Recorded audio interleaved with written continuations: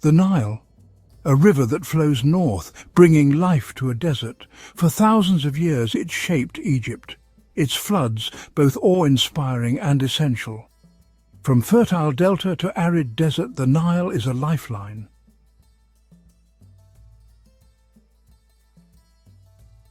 The Nile's bounty allowed for the development of one of the world's first civilizations. Ancient Egypt, a land of pharaohs, pyramids, and powerful gods, emerged from the fertile banks of this mighty river. The Nile's waters provided sustenance, its floods brought fertility, and its navigable waters facilitated trade and communication. This allowed for the growth of cities, the development of complex social structures, and the flourishing of art, science, and religion. The ancient Egyptians lived in harmony with the river's rhythm, adapting their lives to its ebb and flow. Their calendar, their agriculture, and even their beliefs were intertwined with the Nile's cycles. It was more than just a river. It was the very foundation of their existence.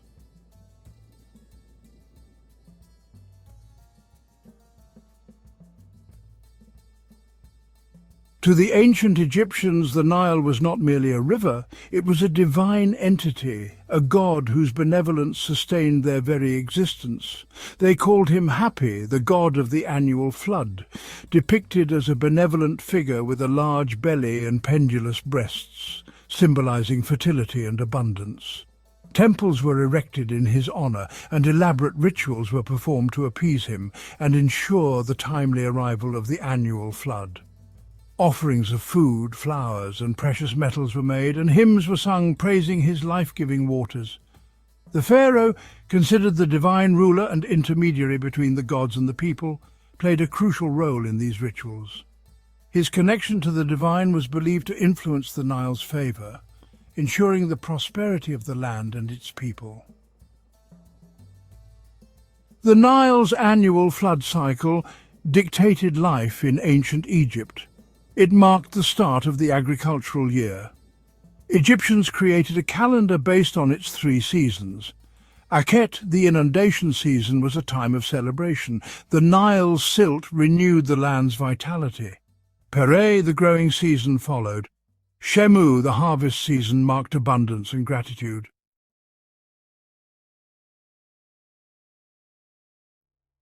The cultural significance of the Nile is deeply etched into the very fabric of ancient Egyptian civilization. It is evident in their art, their architecture, and their beliefs. Tomb paintings depict scenes of life along the riverbanks, showcasing the abundance it brought. Monumental architecture, such as the pyramids and temples, were often aligned with the Nile's flow, further emphasizing its centrality in their worldview. The orientation of these structures suggests a deep reverence for the river's journey from south to north, mirroring the sun's path across the sky. The Nile's influence extended even to the afterlife. The Egyptians believed that the soul, after death, journeyed westward across the Nile, mirroring the sun's journey into the underworld. This belief is reflected in the layout of tombs and the placement of funerary goods. The ancient Egyptians wove intricate myths to explain the Nile's floods.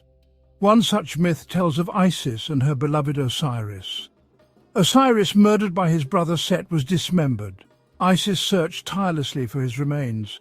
Her tears overflowed the Nile, causing the annual flood. Each year her tears replenished the land, bringing life to Egypt.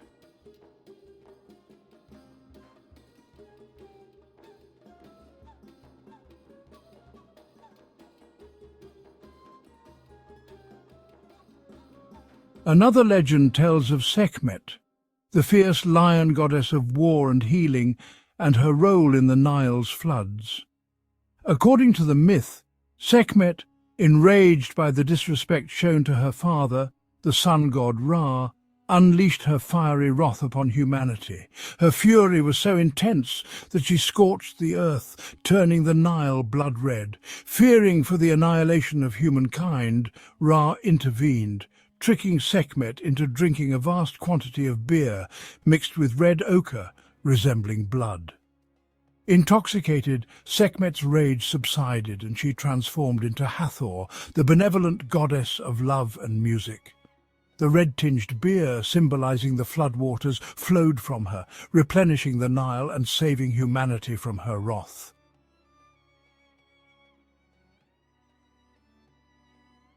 The Nile's significance transcended the earthly realm, playing a crucial role in the Egyptian afterlife beliefs. They believed that the Nile flowed through the underworld, the duat, providing sustenance to the souls residing there. The deceased, embarking on their perilous journey through the underworld, relied on the Nile's waters for sustenance and guidance. Funerary texts, such as the Book of the Dead, contain spells and hymns meant to ensure safe passage across the celestial Nile. The Nile, in this context, represented not only physical sustenance but also spiritual renewal and rebirth. Just as it brought life to the land of Egypt, it also nourished the souls in the afterlife, ensuring their continued existence in the realm beyond death.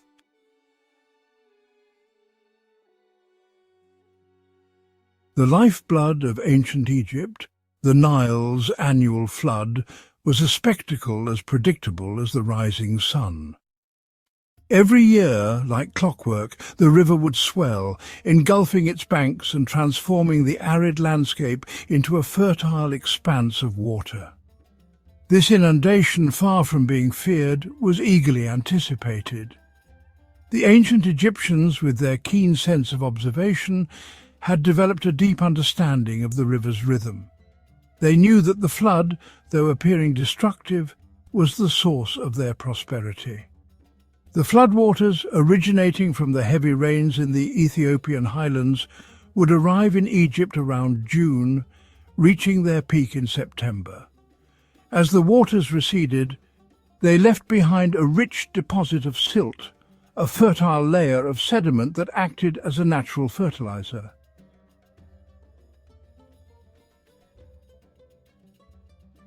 The ancient Egyptians recognized the source of their bounty, referring to the southern lands as Taseti, meaning the land of the bow.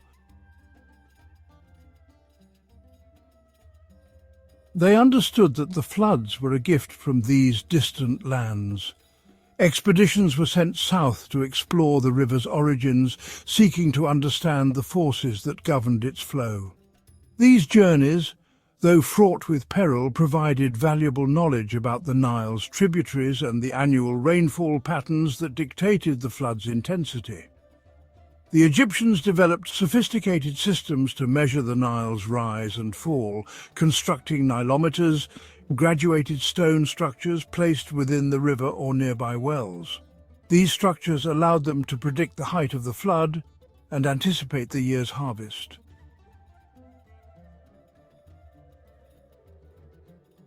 The Nile's annual flood cycle, predictable and life-giving, shaped the rhythm of life in ancient Egypt. It dictated the agricultural calendar, the construction projects, and even the religious festivals. During the inundation, when the fields were submerged, farmers would engage in other activities, like repairing their tools, tending to their livestock, or working on construction projects for the pharaoh. The flood season provided a period of relative respite from the demanding work of agriculture. As the floodwaters receded, the land, rejuvenated by the rich silt deposits, was ready for planting. Farmers would sow their crops, anticipating a bountiful harvest in the months to come. The success of their harvest depended on the Nile's generosity, a testament to their symbiotic relationship with the river.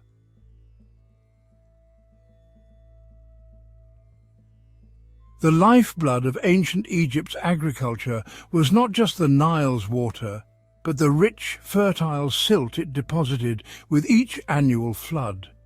This black, nutrient-rich sediment, carried from the highlands of Ethiopia, held the key to the civilization's agricultural success. Unlike the alluvial soils of other river valleys, which often required years of cultivation to become fertile, The Nile's silt was immediately productive. As the floodwaters receded, they left behind a layer of this fertile sediment ready to nourish a variety of crops. The Egyptians recognized the silt's importance, referring to it as Kemet, which means black land, a testament to its fertility and their connection to it. This black soil stood in stark contrast to the Deshret, the red land of the surrounding desert, highlighting its life-giving properties.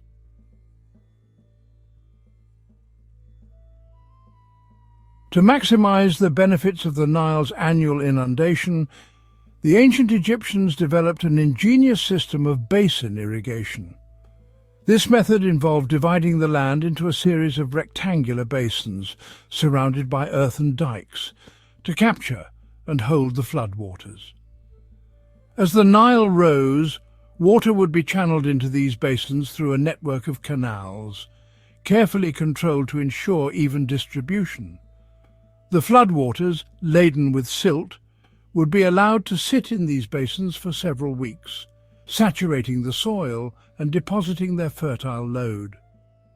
Once the floodwaters receded, the basins, now filled with moist, fertile soil, were ready for planting. Farmers would sow a variety of crops, including barley, wheat, flax, and vegetables, taking advantage of the naturally irrigated and fertilized land.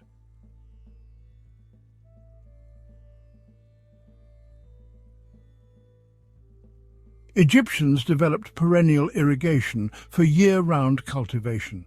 This allowed them to grow crops even during the dry season. The shaduf, a lever system, was commonly used to lift water. Canals and ditches channeled water from the Nile to fields.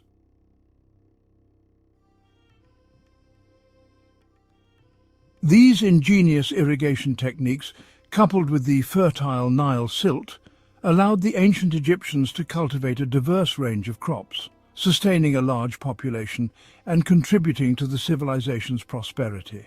The staple crops of ancient Egypt were barley and wheat, used to make bread, beer and porridge. Flax, another important crop, was used to produce linen, a valuable textile for clothing and other purposes. Vegetables such as onions, garlic, lentils and lettuce added variety to their diet. The Egyptians also cultivated a variety of fruits, including grapes, figs, dates and pomegranates, which provided essential vitamins and sweetness. These fruits, often depicted in tomb paintings and offerings to the gods, were highly valued and considered symbols of abundance and prosperity.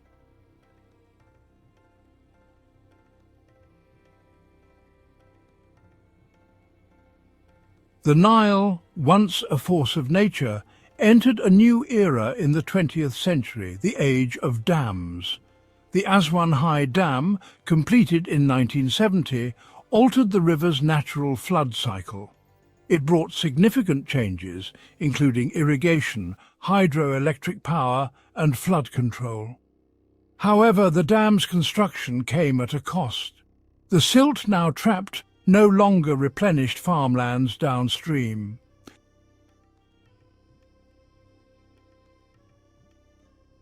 The end of the natural flood cycle brought about a new set of challenges. The once fertile soils, deprived of the annual silt deposits, became increasingly saline and less productive over time. The absence of the flood's natural flushing action led to the build-up of salts in the soil, impacting crop yields. The construction of the Aswan High Dam, while providing undeniable benefits, also had ecological consequences. The Nile Delta, once a vibrant ecosystem nourished by the annual influx of nutrients, began to erode, deprived of the silt that once replenished its shores. The dam also impacted the populations of certain fish species, like the sardine, which relied on the annual flood cycle for their breeding grounds. The altered flow of the Nile disrupted their migration patterns, leading to a decline in their numbers. The Nile, the river that gave birth to Egyptian civilization, continues to flow, a silent witness to time's passage. Its legacy is etched into the soul of Egypt. The ancient Egyptians' reverence and ingenious methods inspire awe. The Nile's story reminds us of nature's power and our responsibility.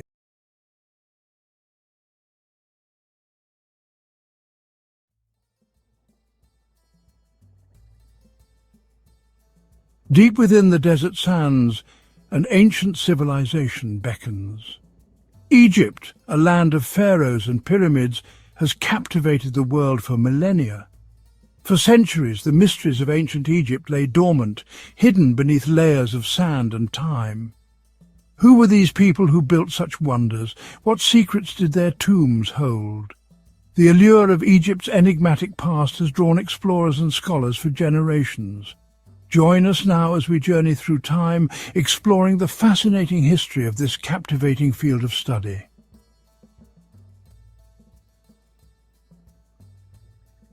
Our exploration begins in antiquity, where early explorers and scholars first attempted to decipher the mysteries of ancient Egypt.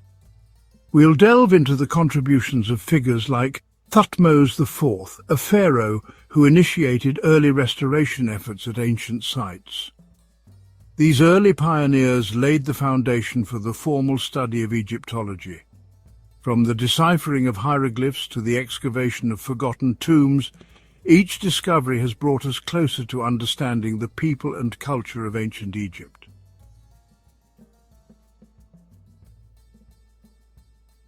Our journey into Egyptology begins not with an outsider, but with a pharaoh himself. Thutmose IV, a ruler during Egypt's glorious New Kingdom, was drawn to the grandeur of the past. He took a particular interest in the great Sphinx of Giza, a colossal statue already ancient in his time. Thutmose, seeing a symbol of both power and mystery, ordered its excavation. Thutmose's initiative marked an early awakening of interest in Egypt's ancient past.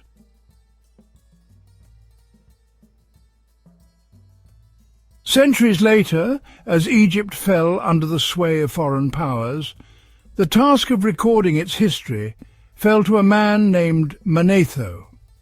An Egyptian priest living during the Ptolemaic period, Manetho possessed knowledge of both Egyptian and Greek culture. His most significant work was the History of Egypt, a comprehensive chronicle written in Greek.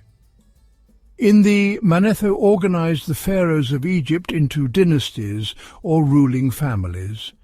Through these fragments, Manetho's influence on our understanding of Egyptian history remains profound.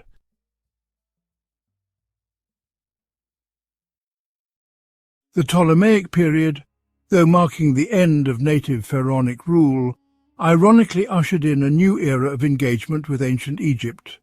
The Ptolemies, keen to legitimize their rule, embraced Egyptian culture and traditions. It was during their reign that the famous Rosetta Stone was created in 196 BC.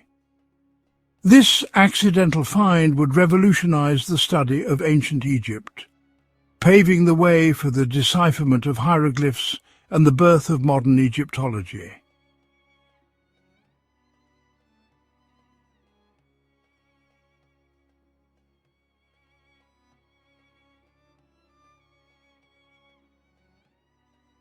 The discovery of the Rosetta Stone ignited a firestorm of intellectual curiosity across Europe.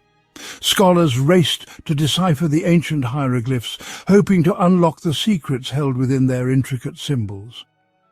The breakthrough came in 1822, when a brilliant young French scholar named Jean-François Champollion cracked the code. Champollion recognized that the hieroglyphs on the Rosetta Stone represented sounds as well as ideas.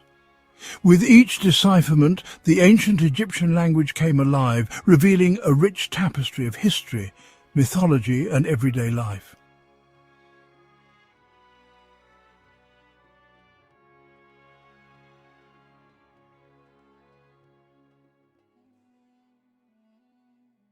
While Champollion's work illuminated the written word, a new generation of explorers and archaeologists ventured into the deserts and tombs of Egypt. Among these pioneers was Sir William Matthew Flinders Petrie, a British archaeologist often hailed as the father of scientific archaeology. Petrie revolutionized the field of archaeology with his meticulous approach to excavation and recording. His insistence on recording even the smallest details laid the foundation for modern archaeological practice.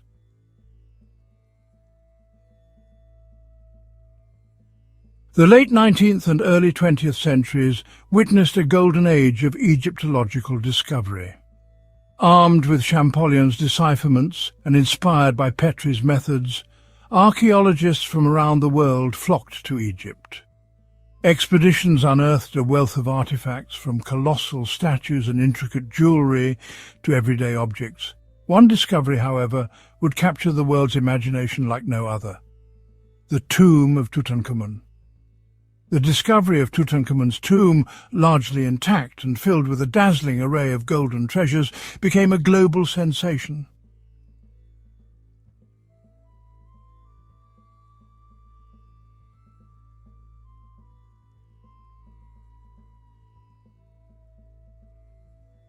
The discovery of Tutankhamun's tomb in 1922 remains a pivotal moment in Egyptology. The world held its breath as Howard Carter peered into the tomb's antechamber. Inside, Carter and his team found over 5,000 artifacts. Golden chariots, carved furniture, alabaster lamps and chests of jewellery filled the tomb. At the heart lay Tutankhamun, his mummified remains in nested coffins, culminating in the iconic golden mask.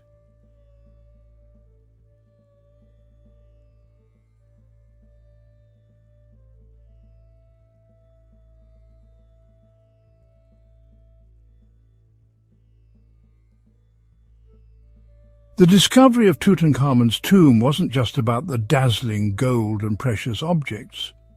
It provided an unprecedented glimpse into the burial practices, religious beliefs, and artistry of ancient Egypt. Advances in scientific analysis, such as DNA testing and CT scans, have allowed researchers to learn more about Tutankhamun's health, his family relationships, and the circumstances surrounding his death.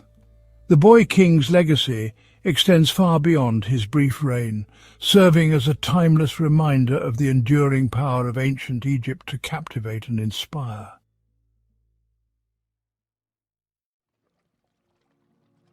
Tutankhamun's tomb was just one of many royal tombs in the Valley of the Kings. This valley near Thebes served as the final resting place for New Kingdom pharaohs. Giovanni Belzoni discovered Seti I's tomb in 1817, its walls adorned with vibrant paintings. These discoveries have painted a vivid picture of ancient Egyptian beliefs and rituals.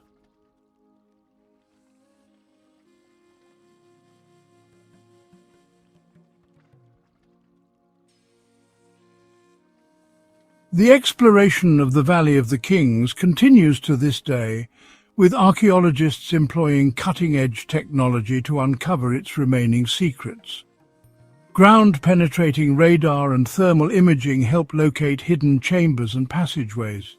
Each new discovery adds another piece to the puzzle, deepening our understanding of the pharaohs who ruled Egypt during its golden age. The dedication and ingenuity of Egyptologists continue to bring its wonders to light, ensuring that the legacy of the pharaohs endures for generations to come.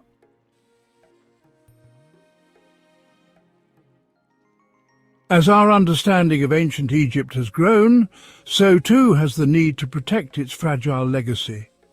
The sands of time, while concealing Egypt's treasures, also pose a threat, as do environmental factors and human activity.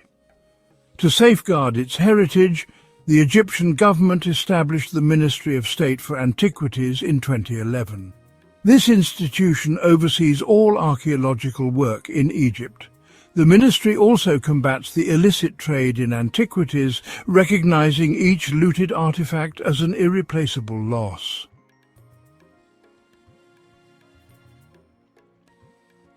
Modern Egyptology is a truly collaborative endeavor. International teams, often working in partnership with Egyptian colleagues, bring a diverse range of expertise to bear on the study of ancient Egypt. The Ministry of State for Antiquities plays a crucial role in fostering these international collaborations, recognizing that the pursuit of knowledge knows no boundaries. This spirit of collaboration is essential for the future of Egyptology, as new technologies and research methodologies continue to emerge.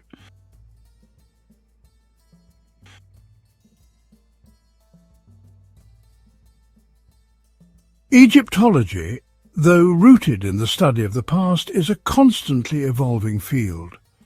New technologies are revolutionizing the way we explore, analyze, and understand ancient Egypt. Ground-penetrating radar allows archaeologists to peer beneath the sands without disturbing the ground, revealing hidden structures and tombs. Satellite imagery helps identify potential archaeological sites from space, guiding researchers to areas of interest. And in the laboratory, DNA analysis and other scientific techniques provide unprecedented insights into the lives, health, and even the appearance of ancient Egyptians.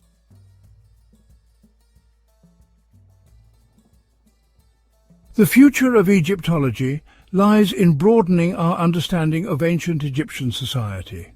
This means exploring the lives of ordinary Egyptians. What were their homes like? What did they eat? What were their beliefs and values?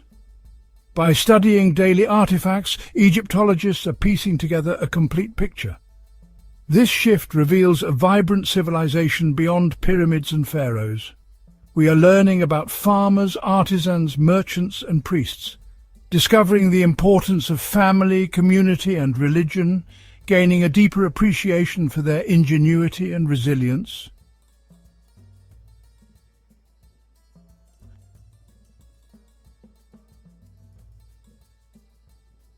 As we delve into Egypt's past, we face a crucial challenge: preserving its fragile heritage for future generations.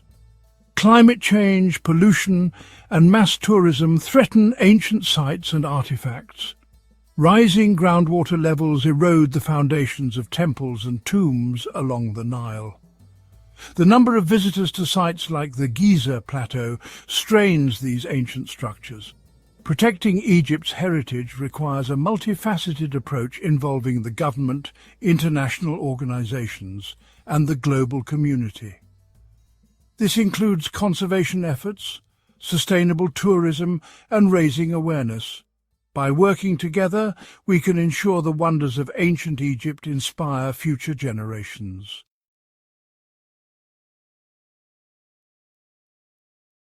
Our journey through Egyptology spans from ancient sands to modern science. We've seen explorers, scholars, and dreamers captivated by ancient Egypt. From restoring the Sphinx to Flinders Petrie's digs, knowledge has been passed down. The Rosetta Stone unlocked the voices of the past. We've stood in awe within Tutankhamun's tomb. Modern technology is revolutionizing our understanding of ancient Egypt.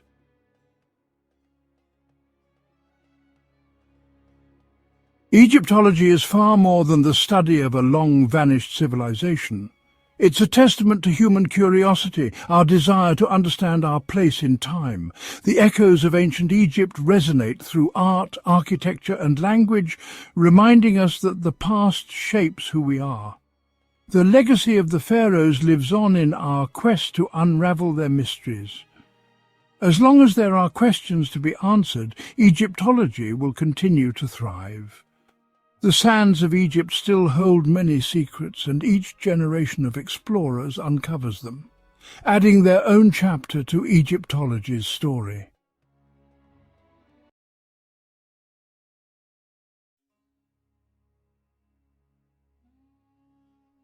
Welcome to ancient Egypt, a land of breathtaking pyramids, mystical deities, and unparalleled innovation.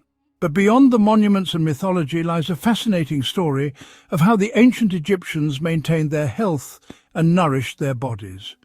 Wellness was not just a personal endeavour, but a cultural cornerstone, deeply intertwined with their spiritual beliefs and daily practices. Join us as we explore the remarkable world of Egyptian medicine and diets, uncovering the secrets of their holistic approach to well-being.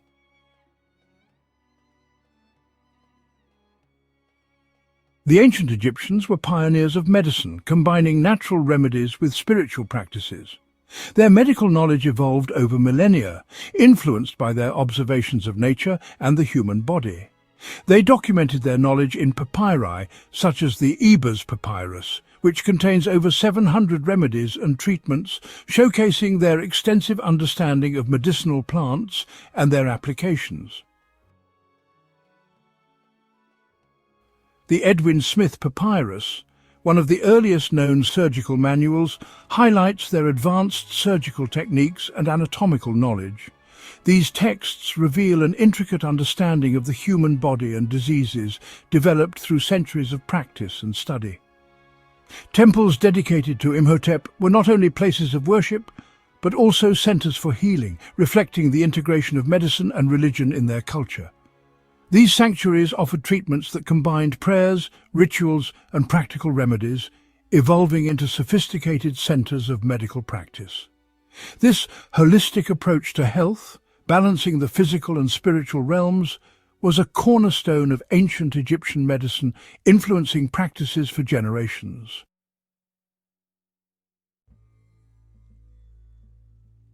The ancient Egyptians relied on the natural world for healing. Honey was prized for its antiseptic properties and used to treat wounds, while garlic was a common remedy for heart health and stamina. Willow bark, a natural source of salicylic acid, was used to alleviate pain, foreshadowing the development of aspirin thousands of years later. They also excelled in treating physical injuries. Splints made from reeds and bandages soaked in medicinal oils were used to set fractures. For infections, they employed antiseptic poultices made of resin, honey, and even copper salts, which have antibacterial properties. Dental health was a significant concern. The Egyptians used tooth powders made from crushed eggshells and ash to clean their teeth, though they faced challenges due to the abrasive nature of their bread, which wore down enamel over time. Aloe vera was another versatile remedy, used to soothe skin irritations and burns. Poppy seeds were utilized for their sedative properties, helping to relieve pain and induce sleep. Juniper berries and their oil were used to treat digestive issues and as a diuretic. Castor oil was a common laxative, aiding in digestive health and relieving constipation.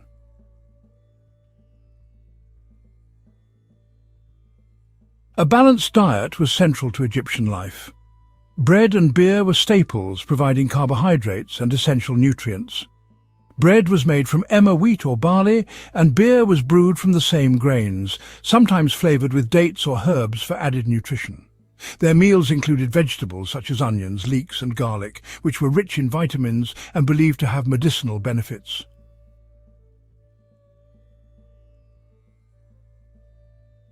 Fruits like figs, dates, and melons were common, adding natural sweetness and essential hydration to their diet. Fish from the Nile was an important protein source, supplemented by poultry and eggs. While red meat was reserved for the wealthy or special occasions, ordinary Egyptians had access to lentils, chickpeas, and other legumes for protein. Their reliance on whole grains made their diet high in fiber, which supported digestive health. However, the sand and grit from grinding flour often led to severe dental wear, causing pain and infections. Nuts and seeds such as almonds, sesame seeds and flax seeds were also part of their diet, providing healthy fats and additional protein. Dairy products like cheese and milk were consumed, offering calcium and other essential nutrients for bone health. Herbs and spices, including coriander, cumin and fenugreek, were used to flavor their food and were believed to have health benefits. Honey was a natural sweetener and was also used for its medicinal properties, adding both flavor and health benefits to their diet.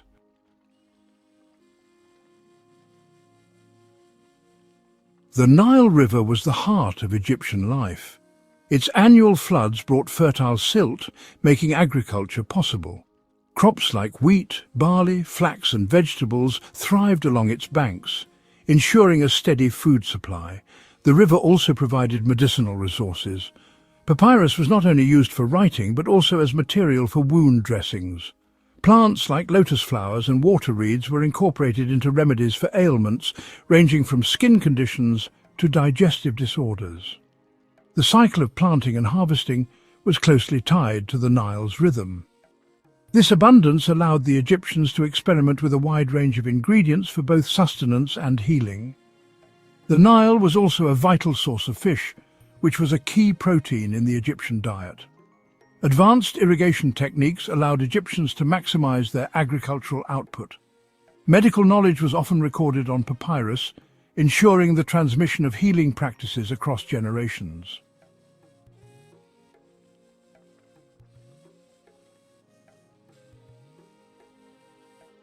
The legacy of ancient Egyptian wellness lives on.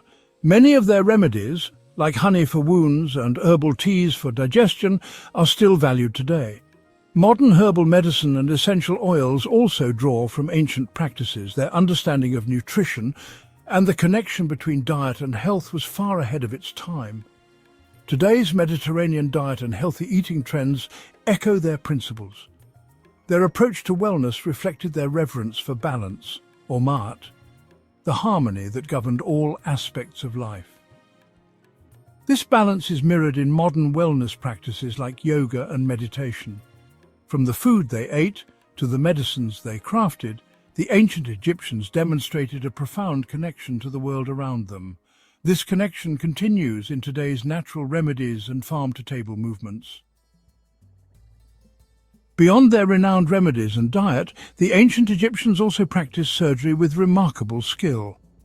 They employed a variety of tools, such as scalpels, forceps and probes, many of which have been discovered in tombs, showcasing their advanced understanding of medical procedures. Surgical techniques included trepanation, where holes were drilled into the skull to treat head injuries or illnesses, and the use of sutures made from plant fibers or animal sinews to close wounds.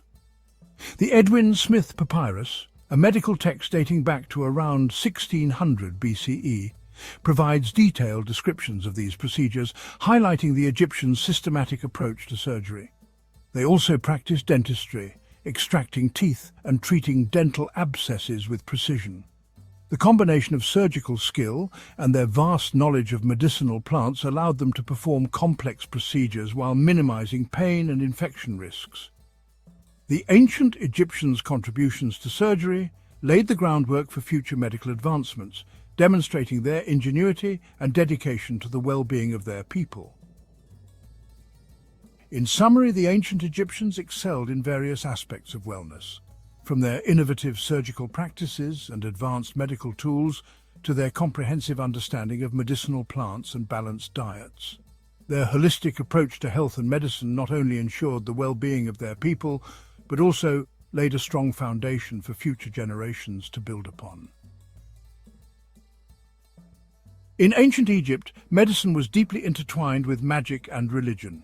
Illnesses were believed to be caused by supernatural forces, requiring both medical knowledge and spiritual intervention. Priests, skilled healers, performed rituals to appease gods and expel spirits. Sekhmet, the lion-headed goddess, was revered in medicine. Her priests channeled her power through elaborate ceremonies. Thoth, god of wisdom, bestowed medical knowledge. Amulets and charms protected and aided recovery. Inscribed with sacred texts, they invoked divine protection. The Ebers papyrus blends spells and medical treatments. The heart was seen as the center of thought and health. During mummification, the heart was carefully preserved. Magic and religion ensured holistic well-being. This integration highlights the complexity of ancient Egyptian society and their understanding of the human condition. The diet in ancient Egypt varied significantly between social classes, reflecting wealth and status. The wealthy enjoyed diverse meals with meats, fish, fruits and vegetables. Bread and beer were staples, but quality varied by class. Commoners had simpler diets, mainly bread, beer and vegetables. Meat was a rare luxury for the working class. The Nile's bounty ensured basic foodstuffs for all. Feasts showcased wealth and reinforced social bonds. Food was a marker of status and cultural expression. Ancient Egyptian medicine was advanced and profoundly influential on later civilizations. Their knowledge of herbal remedies, surgical techniques and holistic health laid the groundwork for future practices. The Greeks adopted many Egyptian practices, integrating them into their own medical theories. Hippocrates drew inspiration from Egyptian medical texts. The Romans expanded upon Egyptian medical knowledge. Galen referenced Egyptian practices in his works. Egyptian medical papyri influenced both the ancient world and Renaissance scholars. Their emphasis on mind, body and spirit echoes in modern holistic medicine. The legacy of ancient Egyptian medicine continues to inspire contemporary practices. Understanding their influence provides a broader perspective on medical evolution. It highlights the importance of preserving and learning from ancient wisdom. Thank you for joining us on this journey into their remarkable world. Stay tuned for more explorations of the past. Explore more about ancient Egypt in our next episode. Like, share and subscribe to delve deeper into the mysteries of history.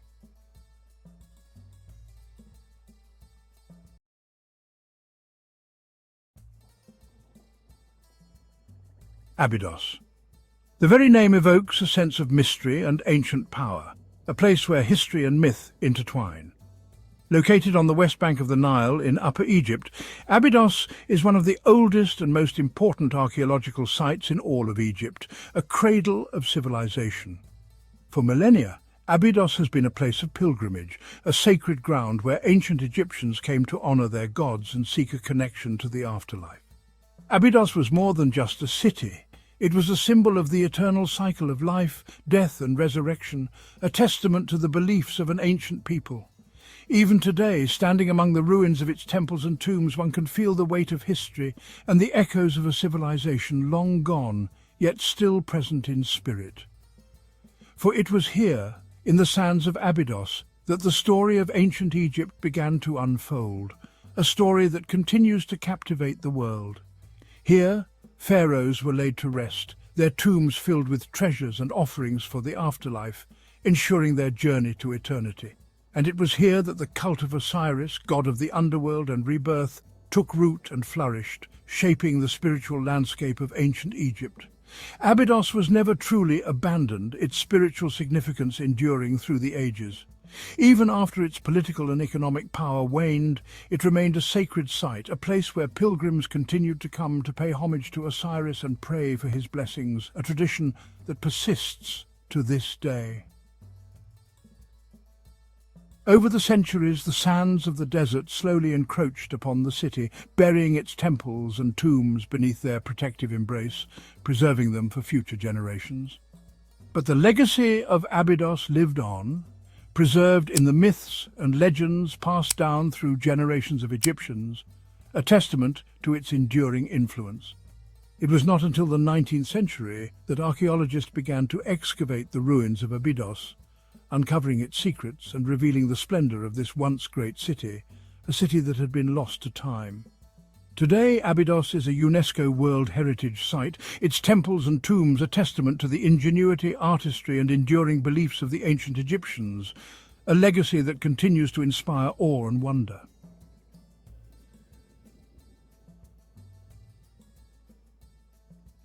Abydos first rose to prominence in the pre-dynastic period around 3100 BC, when Egypt was in its infancy, a time when the foundations of one of the world's greatest civilizations were being laid.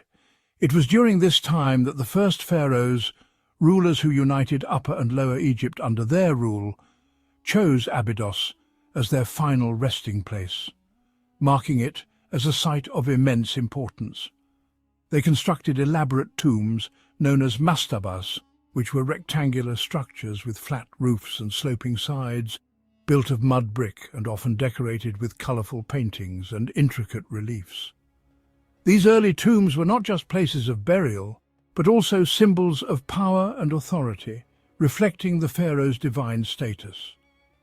They were filled with grave goods, including pottery, jewelry, weapons, and even boats, intended to accompany the deceased into the afterlife, ensuring they had everything they needed for their journey.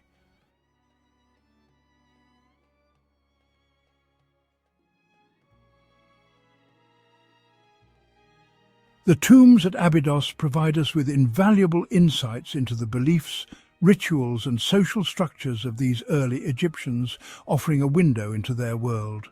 One of the most significant discoveries at Abydos was the tomb of King Jer, one of the earliest pharaohs of the First Dynasty, whose reign marked a pivotal moment in Egyptian history. Jer's tomb was a large and impressive structure surrounded by subsidiary graves for his family and retainers, indicating his high status and the reverence in which he was held. Inside the tomb, archaeologists discovered fragments of Jer's funerary equipment, including a fragment of his arm, which had been ripped off and placed in a separate box, a practice that remains a mystery. The presence of such elaborate tombs at Abydos suggests that the city was already a place of great religious significance in the pre-dynastic period, long before the rise of the pharaohs. It was believed to be the burial place of Webwawet, the jackal god of the dead, who was closely associated with the king and the afterlife, guiding the souls of the deceased. The association with Webwawet, combined with the presence of royal tombs, made Abydos a powerful symbol of death and resurrection, a place where the pharaohs could transition to the afterlife and join the company of the gods, ensuring their eternal life and divine status.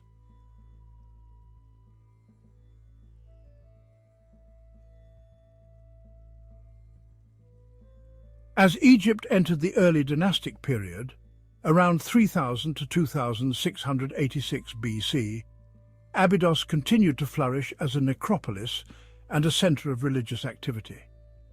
However, it was during this time that a new cult began to emerge in Abydos, one that would eventually overshadow all others, the cult of Osiris.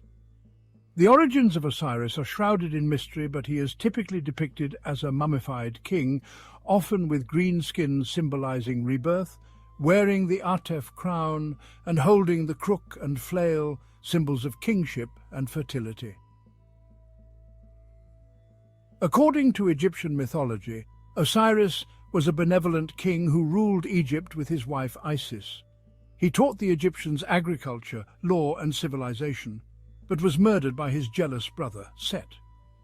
Osiris's death and resurrection became a central myth in Egyptian religion, symbolizing the cycle of life, death and rebirth. His story resonated deeply with the Egyptians, who saw in Osiris a promise of eternal life after death. As the cult of Osiris spread throughout Egypt, Abydos became one of the most important pilgrimage sites in the country, attracting countless devotees. Egyptians from all walks of life flocked to Abydos, hoping to be buried near the god Osiris, or at least to have their names inscribed on stelae or other monuments erected in the sacred precinct. They believed that proximity to Osiris would increase their chances of a favorable judgment in the afterlife.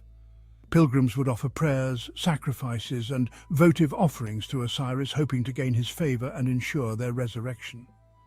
The pilgrimage to Abydos was a journey of faith, a chance to connect with the divine and seek solace in the face of death. The spiritual atmosphere of Abydos provided comfort to many. The influx of pilgrims to Abydos had a profound impact on the city. Temples and shrines were built to accommodate the growing number of worshippers. Cenotaphs, symbolic tombs that did not contain the body of the deceased, were constructed by wealthy Egyptians who could not afford to be buried at Abydos but wanted to be symbolically linked to the god. Abydos became a bustling center of religious activity, its streets thronged with priests, pilgrims and merchants. The pilgrimage to Abydos was more than just a religious duty. It was also an opportunity for social and economic exchange. People from different parts of Egypt would converge on Abydos, bringing with them their customs, beliefs and goods. The city became a melting pot of Egyptian culture, a place where ideas were shared and traditions were transmitted, enriching the cultural tapestry of Egypt.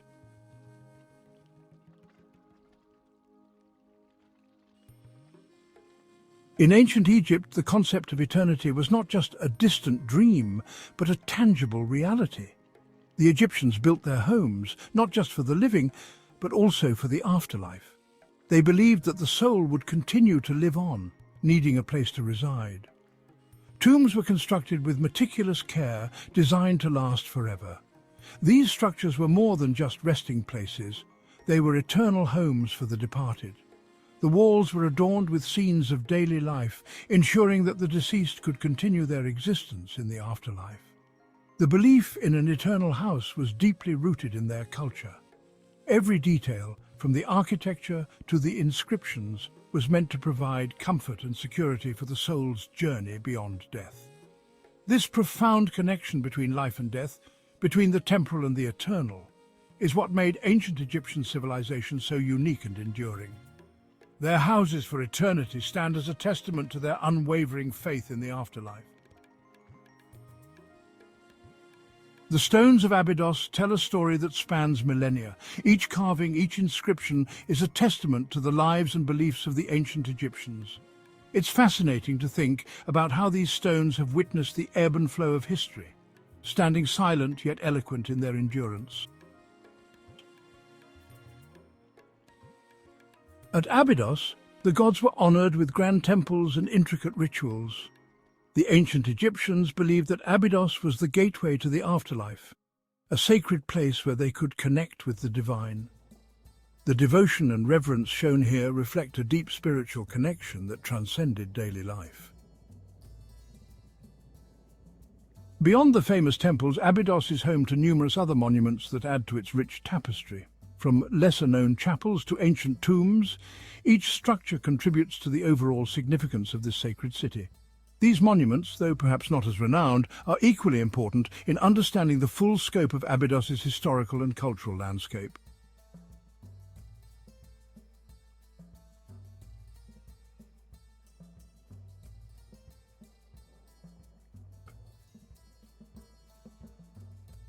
The legacy of Abydos is not just in its ancient stones, but in the wealth of knowledge it has provided to modern archaeology. Each discovery here has helped piece together the complex puzzle of Egypt's past. The significance of Abydos continues to grow as new findings shed light on the lives and beliefs of those who once walked these grounds. In many ways, the story of Abydos is still being written, one artifact at a time.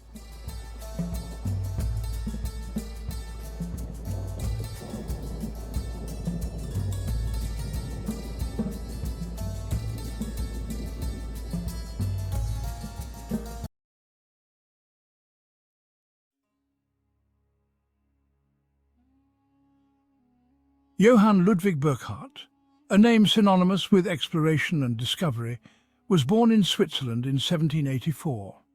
He grew up in a privileged family, receiving a classical education that ignited a passion for history and languages. Burckhardt's thirst for knowledge extended beyond the confines of Europe. He yearned to explore the distant lands of the Orient, captivated by their ancient civilizations and rich cultures. Little did he know that his name would be etched in history as a pioneer of exploration, forever linked to the rediscovery of some of the world's most awe-inspiring archaeological treasures. Burckhardt's early years were marked by a deep fascination with the world beyond his Swiss homeland. He devoured tales of adventure and exploration, his imagination ignited by the accounts of early travelers. His academic pursuits reflected this thirst for knowledge, excelling in his studies of history, geography, and languages. These disciplines provided him with a strong foundation, equipping him with the tools necessary to navigate the complexities of the Orient. With each passing year, his desire to experience these distant lands firsthand grew stronger, setting the stage for an extraordinary life of exploration and discovery. Burckhardt's family, while supportive of his academic pursuits, held reservations about his ambitions to travel to the east. The region was perceived as dangerous and unpredictable, fraught with risks that worried his loved ones. However, Burckhardt's determination remained unwavering. He understood the challenges that lay ahead but was undeterred. His resolve to explore the Orient, to immerse himself in its cultures and uncover its secrets, fueled his determination to overcome any obstacle in his path. This unwavering spirit would serve him well in the years to come, guiding him through the triumphs and tribulations of his extraordinary journeys. Determined to realize his dreams, Burckhardt embarked on a period of rigorous preparation.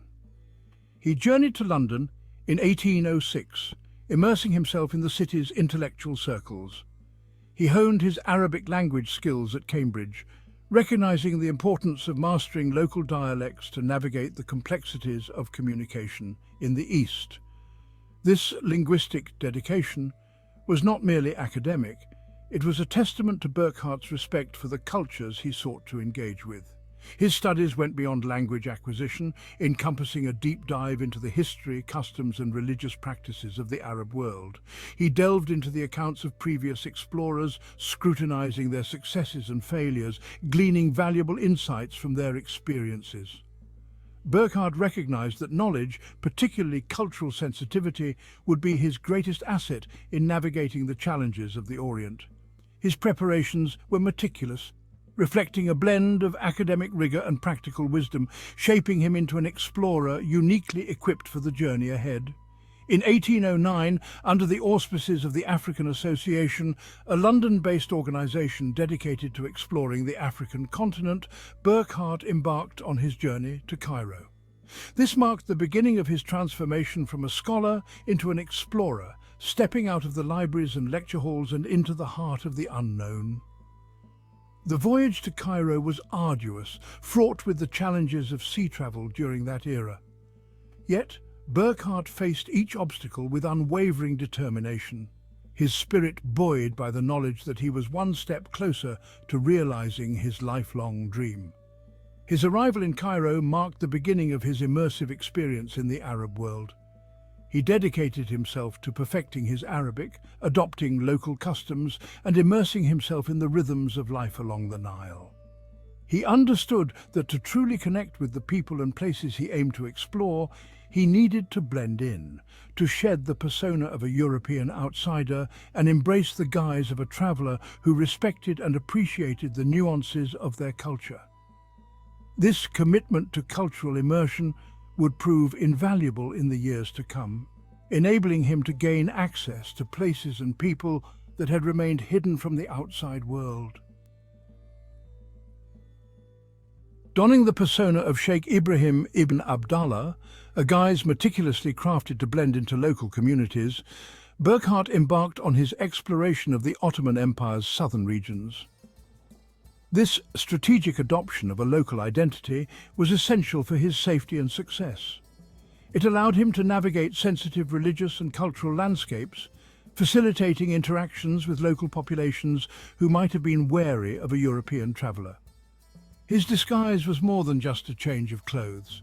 It was an embodiment of his commitment to respectful exploration. In 1812, while journeying through the rugged landscapes of present-day Jordan, Burckhardt encountered Bedouin tribesmen who spoke of a hidden city carved into the sandstone cliffs. Intrigued by their descriptions, he persuaded them to guide him to this mysterious place, unaware that he was about to rediscover one of antiquity's most spectacular lost cities, Petra. The journey was fraught with challenges, navigating treacherous terrain and negotiating with wary locals. Yet Burckhardt's perseverance, fueled by a thirst for discovery, led him to the very heart of this hidden wonder. As he stood before the treasury, Petra's most iconic monument, carved with astonishing detail into the sheer rock face, Burckhardt was awestruck. He meticulously documented the ruins, sketching detailed drawings and recording intricate measurements. He recognized the historical significance of his discovery, understanding that he was rediscovering a lost civilization, a testament to the ingenuity and artistry of the Nabatean people. His meticulous documentation, carried out under the guise of a simple traveler, would prove crucial in reintroducing Petra to the world. Despite his awe at the grandeur of Petra, Burckhardt remained committed to his assumed identity. He knew that revealing his true purpose could jeopardize his safety and limit his access to other hidden treasures. He feigned disinterest, downplaying the significance of the ruins to avoid arousing suspicion. This act of calculated indifference, a testament to his adaptability and quick thinking, allowed him to complete his exploration of Petra and continue his journey, carrying with him the knowledge of a rediscovered wonder that would captivate the world's imagination. Burckhardt's journey continued southward, leading him to Egypt, a land steeped in ancient history. He immersed himself in the study of hieroglyphics, recognizing the importance of deciphering these ancient scripts to unlock the secrets of Egypt's past. His linguistic talents, honed through years of dedicated study, proved invaluable as he grappled with the complexities of this ancient writing system. His efforts, while preliminary, contributed to the growing field of Egyptology, laying the groundwork for future scholars who would ultimately crack the code of hieroglyphics. In 1813, while travelling along the Nile, Burckhardt's attention was drawn to tales of colossal statues buried in the sand near the village of Abu Simbel. Intrigued, he ventured into the desert, guided by local stories and rumours. His perseverance was rewarded when he stumbled upon the awe-inspiring temple complex of Abu Simbel, half buried by the shifting sands of time. The sight of these colossal statues, carved with such grandeur and scale, left him speechless. He recognized the historical significance of his discovery, understanding that he was standing before a monument of unparalleled grandeur, a testament to the power and ambition of Pharaoh Rameses II. He meticulously documented the site, his detailed descriptions and sketches capturing the magnificence of the temple complex. Burckhardt's discovery at Abu Simbel, alongside his rediscovery of Petra, cemented his legacy as a pioneer of archaeology, a man who brought to light some of the ancient world's most spectacular treasures. Despite the challenges he faced, the scorching heat, the unforgiving terrain, and the constant need to maintain his assumed identity, Burckhardt's spirit never wavered. He pressed on, driven by an insatiable curiosity and a profound respect for the cultures he encountered. His journey through Egypt was more than just a geographical exploration. It was a testament to the power of human curiosity. A journey that revealed the enduring allure of ancient civilizations and the thrill of uncovering their hidden wonders.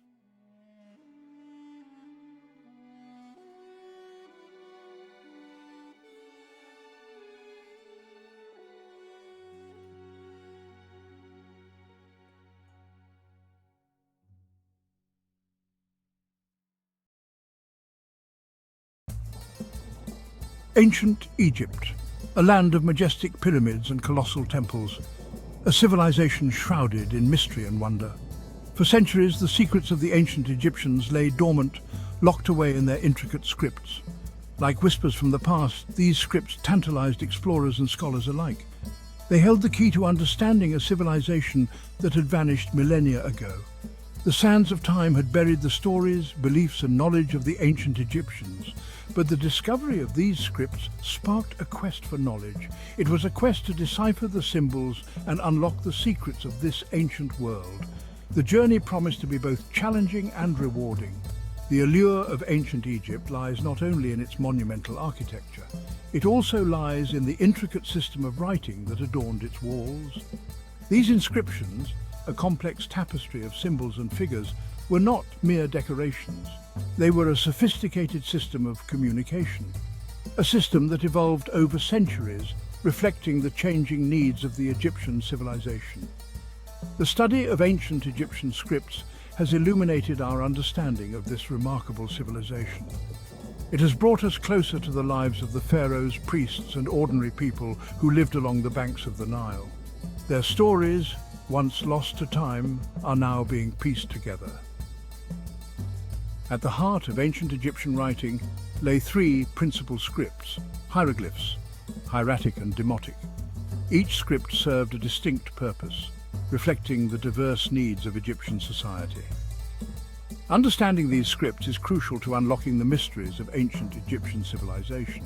Hieroglyphs, meaning sacred carvings, were the most formal and elaborate script. These intricate symbols, often resembling animals, plants, or everyday objects, represented words, sounds, or concepts. Hieroglyphs adorned the walls of temples and tombs. They served as a visual testament to the power of the pharaohs and the glory of the gods. For everyday use, the Egyptians developed a cursive script known as hieratic. Hieratic, meaning priestly, was a simplified and more fluid form of hieroglyphs. It was used by scribes for administrative documents, letters, and literary texts. Hieratic played a vital role in the day-to-day functioning of the Egyptian state. As time progressed, a new script emerged called Demotic.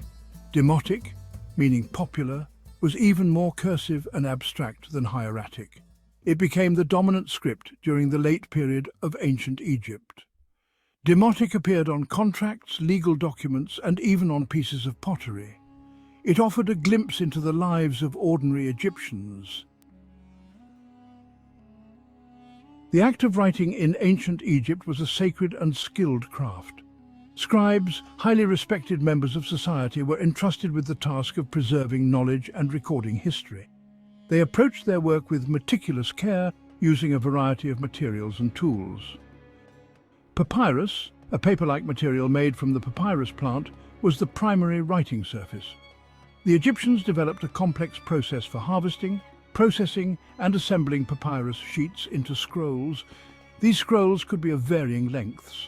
Some were short, others stretched for meters, containing vast amounts of information. The scribe's toolkit consisted of a palette, 2 reed brushes, and a pot of water. The palette, usually made of wood or stone, held 2 depressions for black and red ink. Black ink, made from soot or charcoal mixed with gum, was used for the main body of the text. Red ink, derived from ochre or red lead, was used for headings, highlights, and special symbols. Writing on papyrus required a steady hand and a keen eye for detail. Scribes used the 2 reed brushes with varying thicknesses to create different stroke widths. The brushes were dipped in water and then into the ink, carefully controlling the flow of ink onto the papyrus.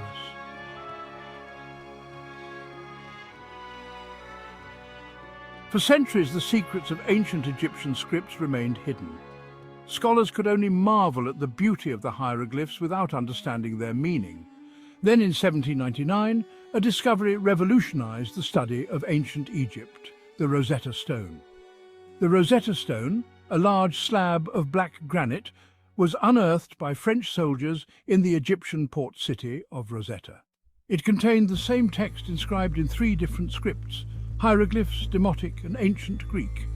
This trilingual inscription proved to be the key to deciphering the ancient Egyptian language. The discovery of the Rosetta Stone ignited a wave of excitement among scholars worldwide. Here, at last, was a tool that could unlock the secrets of the hieroglyphs. The ancient Greek inscription, a language well known to scholars, provided a translation of the Egyptian texts. The process of deciphering the hieroglyphs was long and arduous. Scholars painstakingly compared the 3 scripts, looking for patterns and correspondences. They realized that certain hieroglyphs enclosed in ovals, known as cartouches, represented the names of pharaohs. This breakthrough paved the way for further discoveries.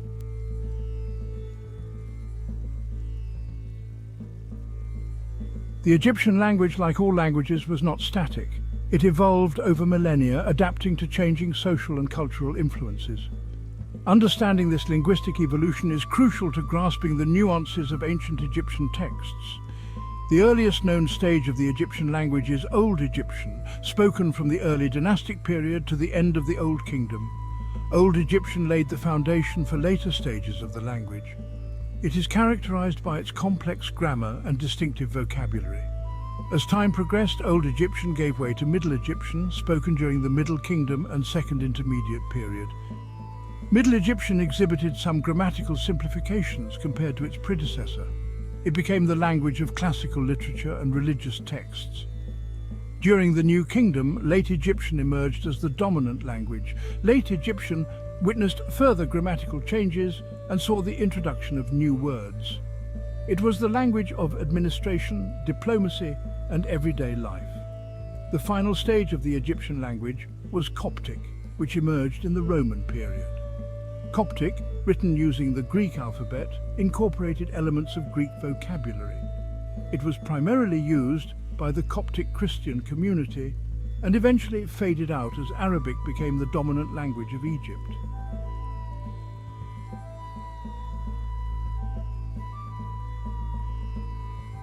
In the hierarchy of ancient Egyptian society, scribes held a position of great respect and influence. They were the guardians of knowledge, responsible for preserving and transmitting information across generations. Their skills were essential to the functioning of the Egyptian state. Becoming a scribe was a long and arduous process. Boys from elite families began their training at a young age. They spent years memorizing hieroglyphs, mastering grammar and learning the intricacies of Egyptian literature. Scribal schools were demanding environments. Discipline was strict. Students who excelled were rewarded with prestigious positions in the royal court or temples. The role of scribes extended far beyond simply writing. They served as administrators, accountants, priests, and even architects. Their knowledge of mathematics, astronomy, and engineering was crucial for building temples, surveying land, and managing complex irrigation systems. Scribes were not merely copyists. They were also creative thinkers and storytellers. They composed hymns to the gods, love poems, and tales of adventure.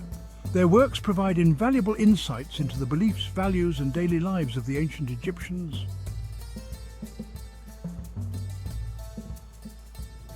The legacy of ancient Egyptian scripts is profound and enduring. The deciphering of hieroglyphs and the study of the Egyptian language have revolutionized our understanding of this ancient civilization. We can now read the words of pharaohs, explore the beliefs of priests, and delve into the lives of ordinary people. The inscriptions on temple walls and tomb paintings are no longer silent witnesses to a bygone era. They speak to us across millennia, revealing the hopes, dreams, and fears of a civilization that flourished along the banks of the Nile.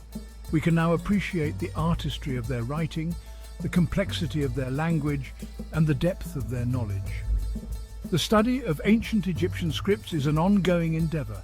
New discoveries are constantly being made, shedding further light on this fascinating civilization. Each inscription deciphered, each text translated, brings us one step closer to unraveling the mysteries of ancient Egypt.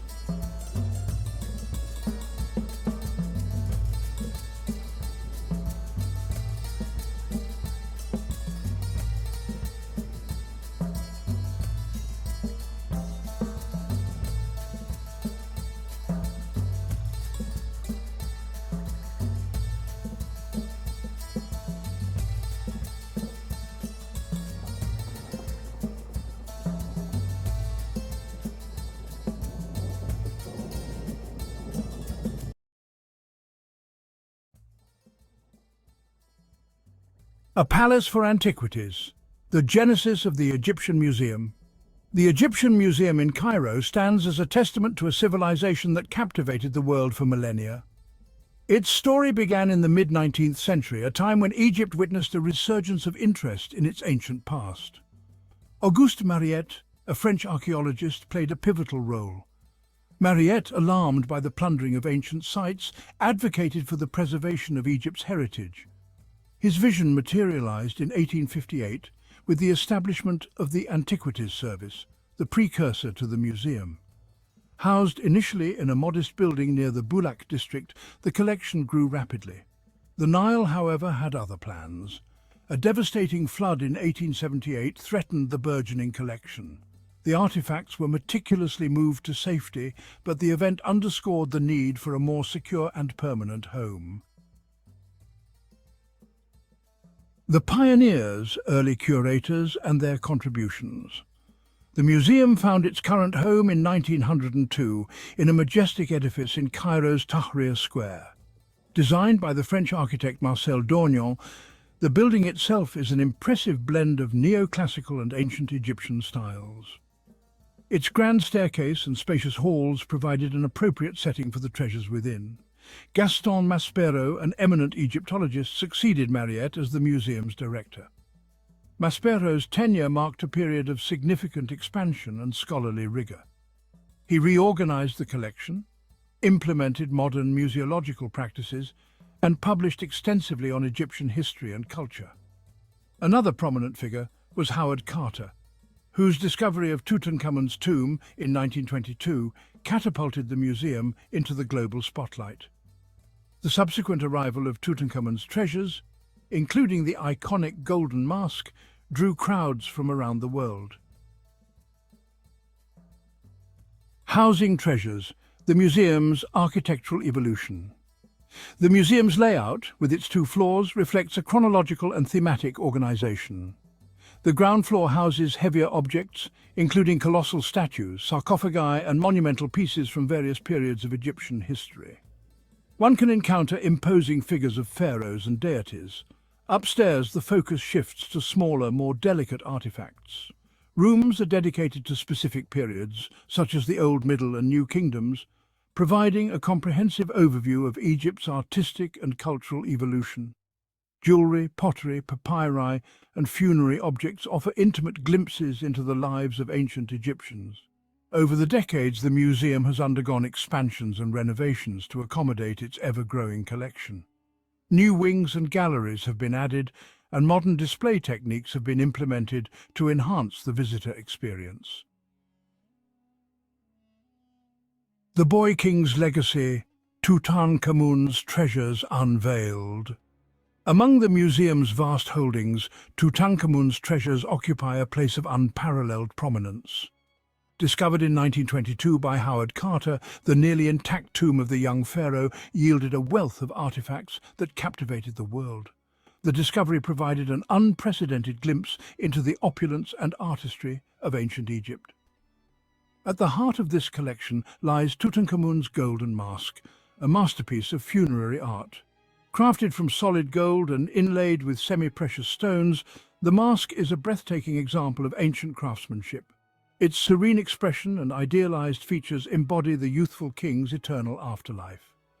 The mask, however, is but one of many treasures recovered from Tutankhamun's tomb. The museum houses a vast array of objects, including gilded chariots, ornate furniture, alabaster vessels, and a dazzling array of jewelry.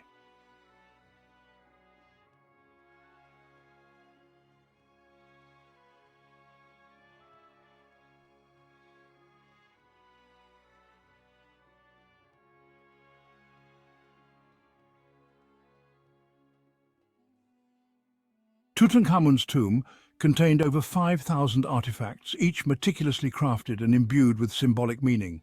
The chariots, for example, were not merely modes of transportation, but represented the king's power and divine status.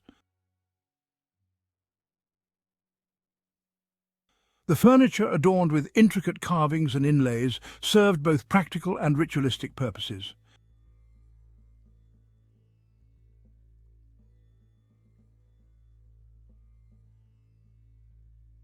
The alabaster vessels, some shaped like animals or mythical creatures, held precious unguents and perfumes, essential for the king's journey to the afterlife.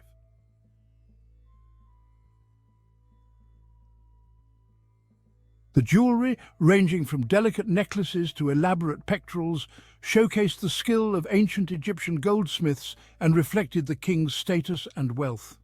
The sheer quantity and quality of the artifacts from Tutankhamun's tomb provide an unparalleled understanding of the funerary practices, religious beliefs, and artistic achievements of ancient Egypt. The collection continues to captivate and inspire awe in visitors from around the world. Beyond Tutankhamun's treasures, the Egyptian Museum offers a comprehensive journey through millennia of Egyptian history. From the pre-dynastic period to the Greco-Roman era, the museum's collection spans over 5,000 years of civilization. Each artifact, whether a monumental statue or a humble amulet, provides a window into the past. The Old Kingdom, known for its pyramid building, is represented by colossal statues of pharaohs such as Djoser, Khufu, and Khafra. The Middle Kingdom, a period of political and cultural resurgence, is showcased through intricate jewelry, elegant sculptures, and finely crafted models of daily life. The New Kingdom, marked by imperial expansion and artistic innovation, is richly represented by objects from the reigns of powerful pharaohs like Hatshepsut, Thutmose III, and Ramesses II. The museum also houses artifacts from later periods, including the Ptolemaic and Roman eras, reflecting the enduring legacy of ancient Egypt.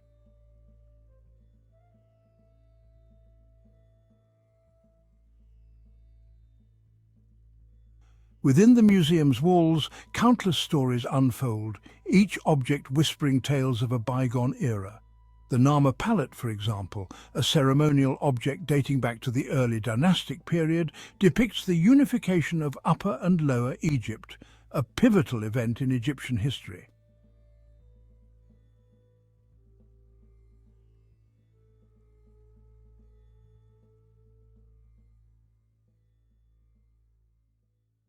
The museum also houses a vast collection of papyri, ancient scrolls containing a wealth of information about Egyptian literature, religion, medicine and daily life. The Book of the Dead, a collection of funerary texts, provides insights into Egyptian beliefs about the afterlife. Beyond the iconic artifacts, the museum holds countless hidden gems, each with its own story to tell. A small amulet worn for protection, a child's toy, a scribe's palette. These everyday objects offer intimate glimpses into the lives of ancient Egyptians.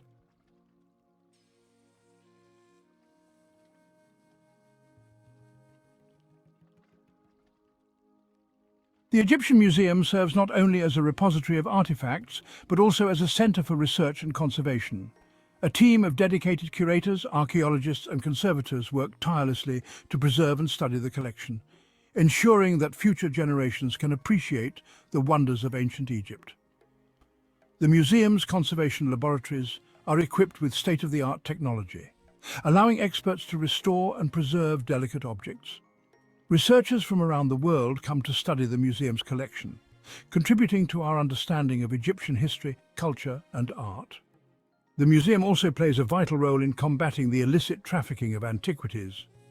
By raising awareness and collaborating with international organizations, the museum strives to protect Egypt's cultural heritage from looting and destruction.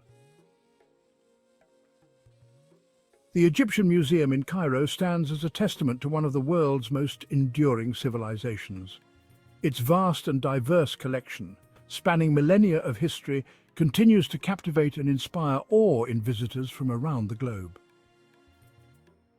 From the iconic golden mask of Tutankhamun to the everyday objects of ordinary Egyptians, the museum offers a window into a world both familiar and extraordinary. As a centre for research, conservation and education, the museum plays a vital role in preserving Egypt's cultural heritage for future generations. Its mission extends beyond its walls, fostering a deeper appreciation for the achievements of ancient Egypt and inspiring a sense of wonder at the ingenuity, creativity and resilience of the human spirit.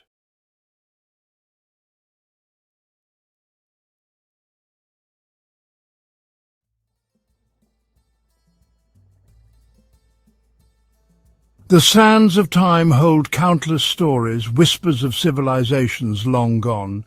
Unravelling these mysteries is the pursuit of archaeology, a field forever changed by the work of Sir William Matthew Flinders Petrie.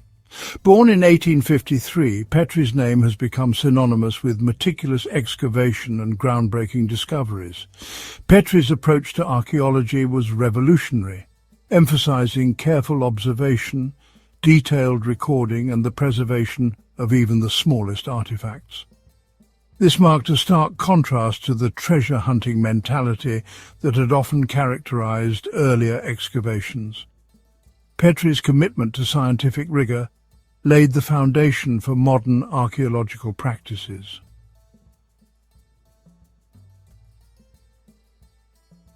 Born in Charlton, England, young William's fascination with the past began early. Homeschooled and encouraged by his surveyor father, he developed a keen eye for detail and a passion for history. While other children played games, Petrie explored ancient British sites, sketching ruins and collecting artifacts. These formative experiences ignited a lifelong desire to understand the people and cultures of bygone eras. His early studies focused on surveying and engineering, skills that would prove invaluable in his archaeological pursuits. However, Petrie's true passion lay in uncovering the secrets of the past. In 1880, at the age of 27, Petrie embarked on his first expedition to the land of the pharaohs, a journey that would forever alter the course of his life and the field of archaeology itself.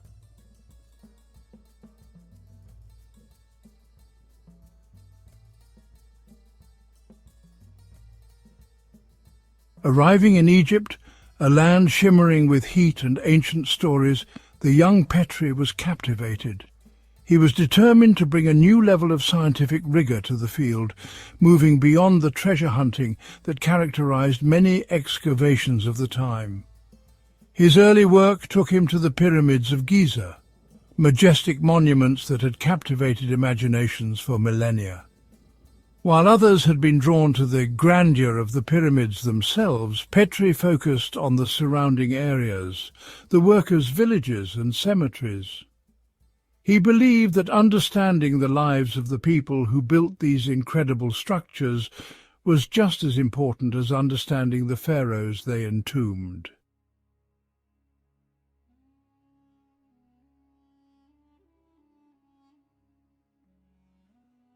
Petrie's work at Giza garnered attention, and he soon found himself leading excavations at Tanis, an ancient Egyptian capital in the Nile Delta. Here he unearthed the royal tombs of the 21st and 22nd dynasties, a period of Egyptian history shrouded in mystery. These tombs, filled with gold, silver and intricate jewellery, yielded a wealth of information about a turbulent and often overlooked era. But it wasn't just the opulence of the treasures that fascinated Petrie. He was equally captivated by the everyday objects, the pottery shards, tools and toys that offered glimpses into the lives of ordinary Egyptians. Through his meticulous excavations at Giza and Tanis, Petrie was building a reputation as a skilled and insightful archaeologist.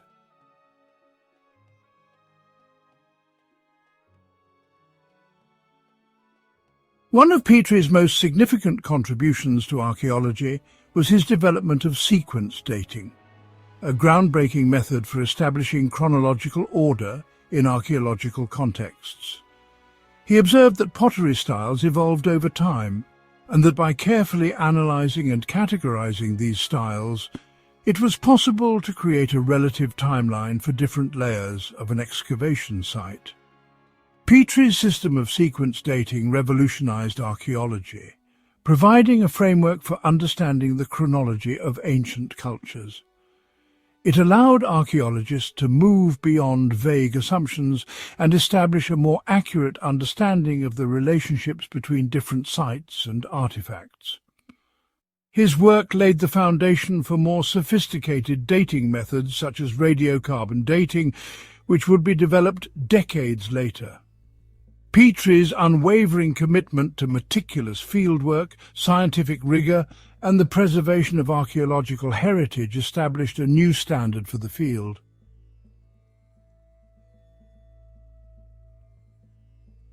By the late 19th century, Petrie's reputation as a meticulous archaeologist had spread. He turned his attention to Tel el-Hesi, a mound in southern Palestine that held the ruins of an ancient city. Layers upon layers of human occupation promised a treasure trove of information, a window into millennia of history. The site was a complex puzzle, with remnants of various civilizations piled one atop another. But Petrie, with his characteristic systematic approach, embraced the challenge. By analysing the pottery fragments from different layers at Tel el-Hesi, Petrie was able to establish a relative chronological sequence for the site, a breakthrough that revolutionised archaeological dating.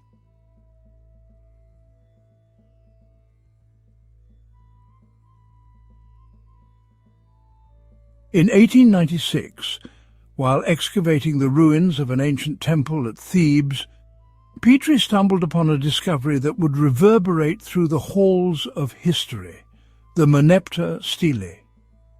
This large granite slab inscribed with hieroglyphics had been repurposed as building material by later pharaohs, its significance lying dormant for centuries. The stele, standing over 10 feet tall, was a testament to the ambition and might of Pharaoh Merneptah, son of the legendary Rameses II. It detailed Merneptah's military campaigns and victories, boasting of his triumphs over enemies in Libya and Canaan. But it was a single line tucked away among the boasts of conquest that would electrify the world of biblical archaeology.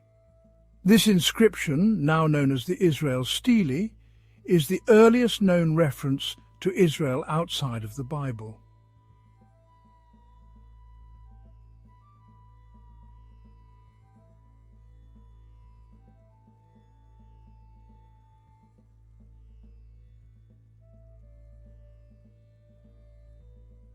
The discovery of the Merneptah Stele sent shockwaves through the world of biblical scholarship.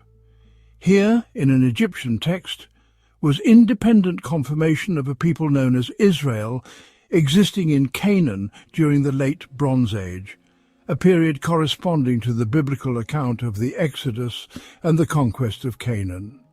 The stele provided tangible historical evidence that corroborated, at least in part, the biblical narrative, sparking intense debate and discussion. Petrie, ever the meticulous scholar, approached the inscription with caution.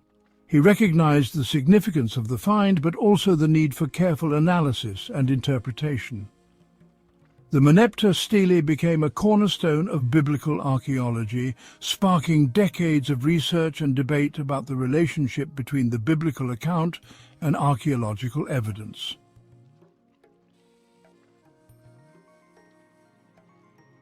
The discovery of the Merneptah Stele cemented Petrie's status as a giant in the field of archaeology. Yet his most enduring legacy lies not just in his individual discoveries, but in his revolutionary approach to the discipline itself. Petrie was among the first to recognize that archaeology was more than just treasure hunting. It was a scientific endeavor that demanded rigor, precision, and a deep respect for the past. Prior to Petrie, excavations were often haphazard affairs, more akin to treasure hunts than scientific investigations. Petrie, however, insisted on a systematic approach. By understanding the context in which an object was found, Petrie could piece together a more complete picture of the past.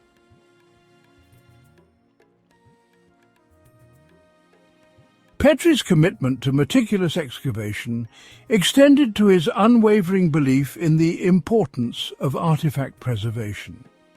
He recognized that these fragments of the past were not just curiosities to be displayed, but vital pieces of evidence that held the key to understanding past civilizations. He established strict protocols for the handling and documentation of artifacts, ensuring that even the smallest fragments were carefully catalogued and stored. He understood that future generations of scholars would build upon his work, and that preserving the integrity of the archaeological record was paramount. Petrie's advocacy for preservation went beyond words.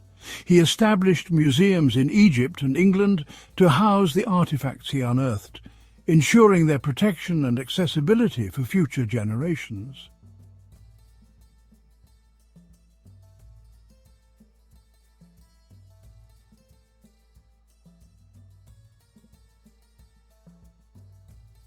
Petrie's impact extended far beyond his own excavations and discoveries.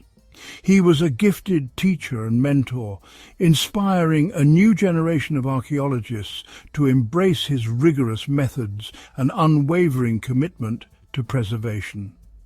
He established archaeological training programs both in England and Egypt, where he instilled in his students the importance of meticulous fieldwork, scientific observation, and a deep respect for the cultures they were studying. Petrie's students went on to become leading figures in the field, disseminating his methods and principles across the globe. His influence can be seen in the work of countless archaeologists who followed, from the deserts of Egypt to the jungles of South America.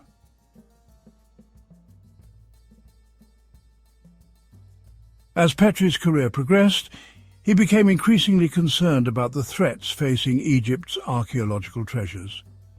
He witnessed firsthand the damage being inflicted by uncontrolled tourism, looting, and the encroachment of modern development. He recognized that if these irreplaceable pieces of the past were to be saved for future generations, urgent action was needed.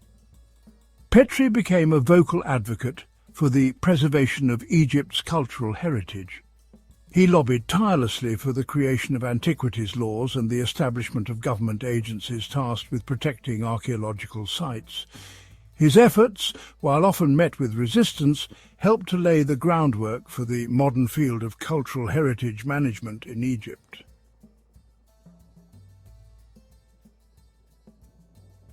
Sir William Matthew Flinders Petrie, the boy who had once explored ancient British ruins, left an indelible mark on the world of archaeology. He revolutionized the field, transforming it from a pursuit of treasures to a rigorous scientific discipline. His meticulous methods, his unwavering commitment to preservation, and his passion for understanding the past continue to inspire generations of archaeologists. His legacy is etched in the countless artifacts he unearthed, carefully preserved and displayed in museums around the world. It lives on in the meticulous records he kept, a treasure trove of information that continues to fuel research and discovery.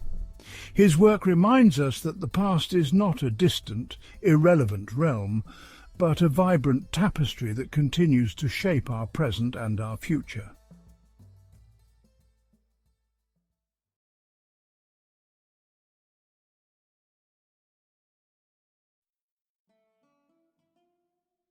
Ancient Egypt, a land of towering pyramids, enigmatic pharaohs, and a rich tapestry of gods and goddesses. This ancient civilization, with its grand monuments and intricate mythology, has fascinated historians and enthusiasts alike for centuries. It is here, on the fertile banks of the Nile, that our story begins.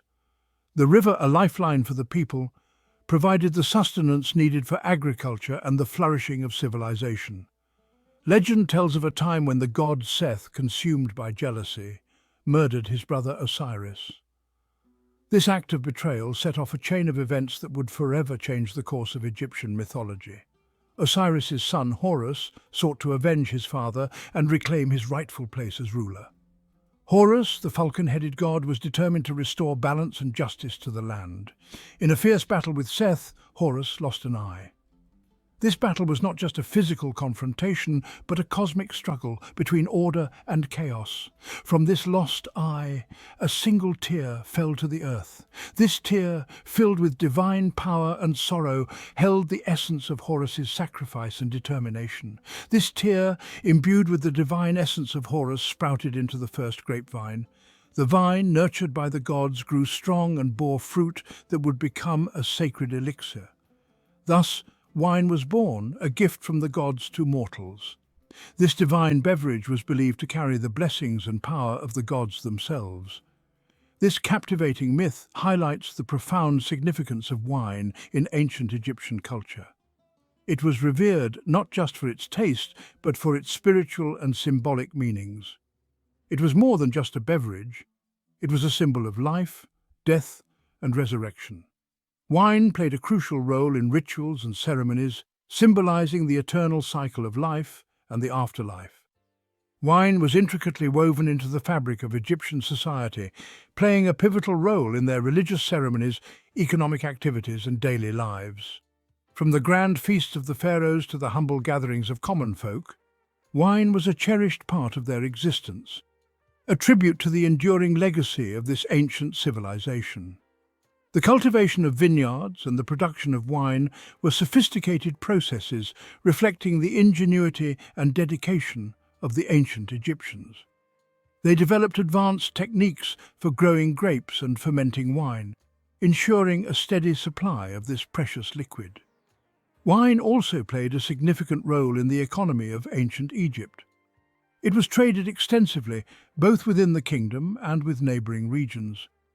This trade not only brought wealth but also facilitated cultural exchanges, spreading the influence of Egyptian wine far and wide. In religious rituals, wine was offered to the gods as a symbol of devotion and reverence. It was believed that the gods themselves partook in these offerings, further sanctifying the bond between the divine and the mortal realms. Festivals and celebrations often featured wine prominently, as it was a symbol of joy and abundance.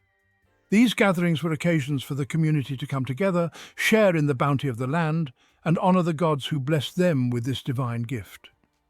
The legacy of wine in ancient Egypt is preserved in their art and artifacts. From intricate depictions on tomb walls to the discovery of ancient wine jars, these remnants offer a glimpse into the cultural and spiritual significance of wine in this remarkable civilization. Today, the echoes of this ancient tradition can still be felt. The vineyards of modern-day Egypt stand as a tribute to the enduring legacy of their ancestors, who first cultivated the divine grapevine and crafted the sacred elixir that would become a symbol of life, death, and rebirth. Archaeological evidence suggests that winemaking in Egypt dates back to 3150 BCE. This ancient practice has been uncovered through the discovery of pottery shards and remnants of wine jars, providing a glimpse into the sophisticated techniques used by the Egyptians. This places it among the earliest known centers of viticulture in the world. The fertile lands along the Nile provided ideal conditions for grape cultivation, making Egypt a prominent player in the early history of winemaking. The ancient Egyptians were skilled vintners, cultivating vineyards along the Nile Delta and producing a variety of wines. These vineyards were meticulously maintained, with workers tending to the vines and ensuring a bountiful harvest each season. The importance of wine is evident in numerous historical texts and tomb paintings.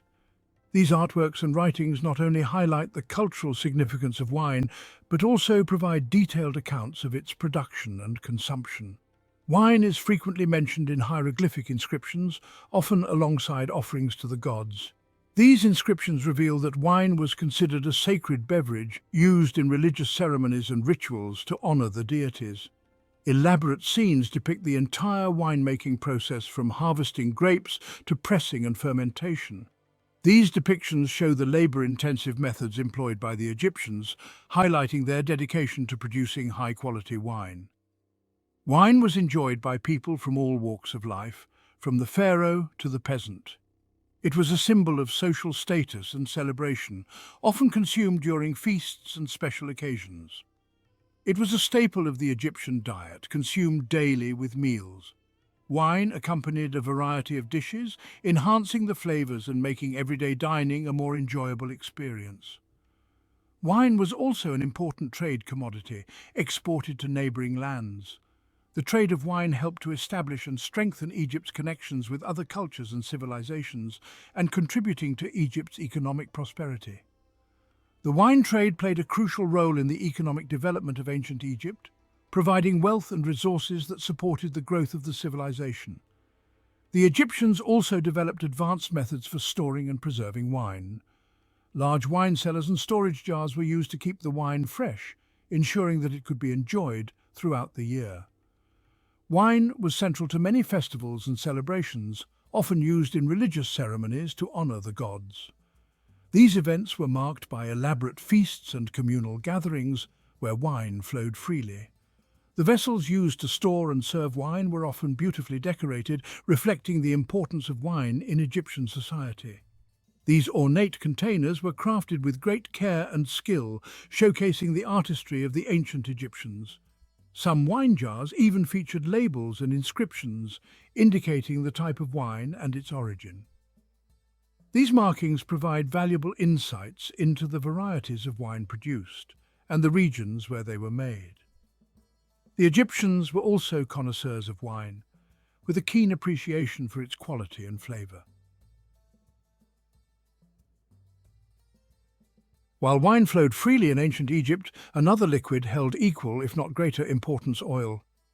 Just as the Nile nourished their vineyards, it also provided the raw materials for a diverse range of oils, each with unique properties and applications. These oils were not mere cooking ingredients. They were the lifeblood of ancient Egyptian society.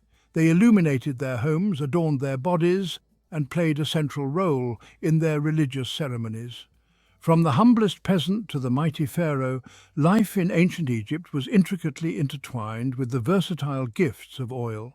The production of oil was a meticulous process involving the careful selection and pressing of various plants and seeds. Oils were stored in beautifully crafted jars and amphoras, and they were traded extensively both within Egypt and with neighboring regions. In daily life, oils were used for cooking, medicinal purposes, and even in beauty rituals, highlighting their multifaceted importance. Temples and religious sites often received offerings of oil, symbolizing purity and devotion, as depicted in numerous hieroglyphs and artworks. During festivals and celebrations, oil lamps would light up the night, creating a warm and inviting atmosphere that brought communities together. Truly, the story of ancient Egypt cannot be told without acknowledging the profound impact of oil on every aspect of their civilization. The ancient Egyptians were masters of extracting oils from a variety of sources. They developed sophisticated techniques to ensure the highest quality of oil. While olives were not native to Egypt, they cultivated other oil-rich plants along the Nile Valley. The fertile soil and abundant water supply made it an ideal location for growing these plants. Flax, sesame, castor beans, and moringa seeds were all prized for their oil content. Each plant had its own unique properties and uses, making them valuable commodities in ancient Egyptian society. These oils had a multitude of uses, reflecting the ingenuity and resourcefulness of the ancient Egyptians. They were stored in specially designed containers to preserve their quality and potency. They served as fuel for lamps, providing light in homes and temples. The soft, steady glow of oil lamps was essential for daily life and religious ceremonies. They were incorporated into cosmetics, perfumes, and ointments, enhancing beauty and promoting hygiene. Oils were mixed with various herbs and flowers to create luxurious and fragrant products. Oils were also indispensable in religious rituals. They were believed to have purifying and protective properties, making them essential for sacred ceremonies. They were used to anoint sacred objects, consecrate temples, and embalm the dead. The process of embalming was intricate and required large quantities of oil to preserve the body for the afterlife. Each type of oil possessed unique properties that dictated its specific uses. These oils were not just commodities, they were integral to the daily lives and spiritual practices of the ancient Egyptians. Castor oil, extracted from castor beans, was highly valued for its medicinal properties. The ancient Egyptians recognized its potent healing abilities and incorporated it into their medical practices. It was used as a laxative, an anti-inflammatory agent, and even as a labor inducer. Castor oil's versatility made it a staple in ancient Egyptian medicine, often prescribed by healers for various ailments. Sesame oil, with its pleasant aroma and long shelf life, was a staple in Egyptian kitchens.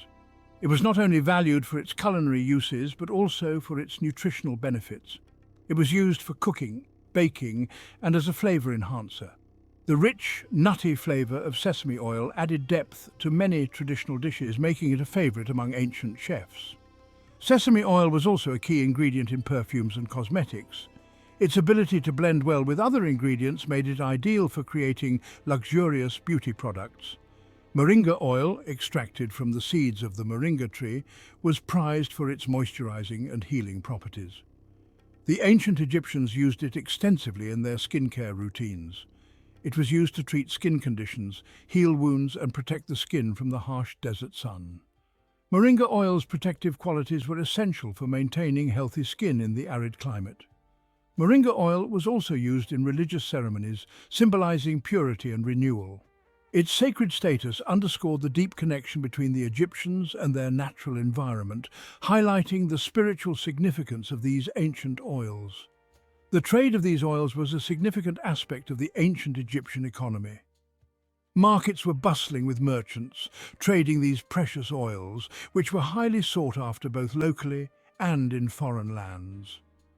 Oils were transported along the Nile and beyond, reaching distant lands through extensive trade networks. Wine and oil, two seemingly simple liquids, played a profound role in shaping ancient Egyptian culture and society. These liquids were not just for consumption, they were deeply woven into the fabric of daily life and spiritual practices. They were not merely consumables, but integral elements of their religious beliefs, economic activities, and daily lives. The use of wine and oil extended beyond the mundane, reaching into the sacred and the ceremonial, From the tears of Horus to the fertile banks of the Nile, wine and oil flowed through the veins of ancient Egypt, leaving an indelible mark on their history. Today, as we explore the ruins and artifacts of ancient Egypt, we gain a deeper understanding of how wine and oil were more than just commodities. They were symbols of life, sustenance and divine connection, bridging the past with the present. The story of wine and oil in ancient Egypt is a testament to the civilization's enduring legacy. As the sun sets over the Nile, we are reminded of the timeless nature of these elements and their everlasting impact on history. Howard Carter's name is synonymous with ancient Egypt, a name that echoes through the annals of history. Born in 1874, his early life was far from the scorching sands and ancient tombs he would become known for. Instead, it was filled with the lush greenery and serene landscapes of 19th century England. He grew up in a small village in Norfolk, England, a place that seemed worlds away from the mysteries of the ancient world. His father, a gifted artist, instilled in him a love for art and meticulous detail. This artistic environment nurtured his budding talents. Young Carter was a keen observer, fascinated by the natural world. He would spend countless hours exploring the countryside, observing the intricate details of plants and animals. He spent hours sketching the flora and fauna around his home, capturing the beauty of nature with his pencil. This eye for detail, nurtured from a young age, would prove crucial in his later archaeological pursuits. His sketches were not just drawings, they were detailed studies that honed his observational skills. Carter's formal education was limited, but his thirst for knowledge was insatiable. He devoured books, especially those that transported him to distant lands and ancient times. He was particularly drawn to the ancient world, captivated by stories of lost civilizations and the mysteries they held. Museums and books became his windows to these far-off places.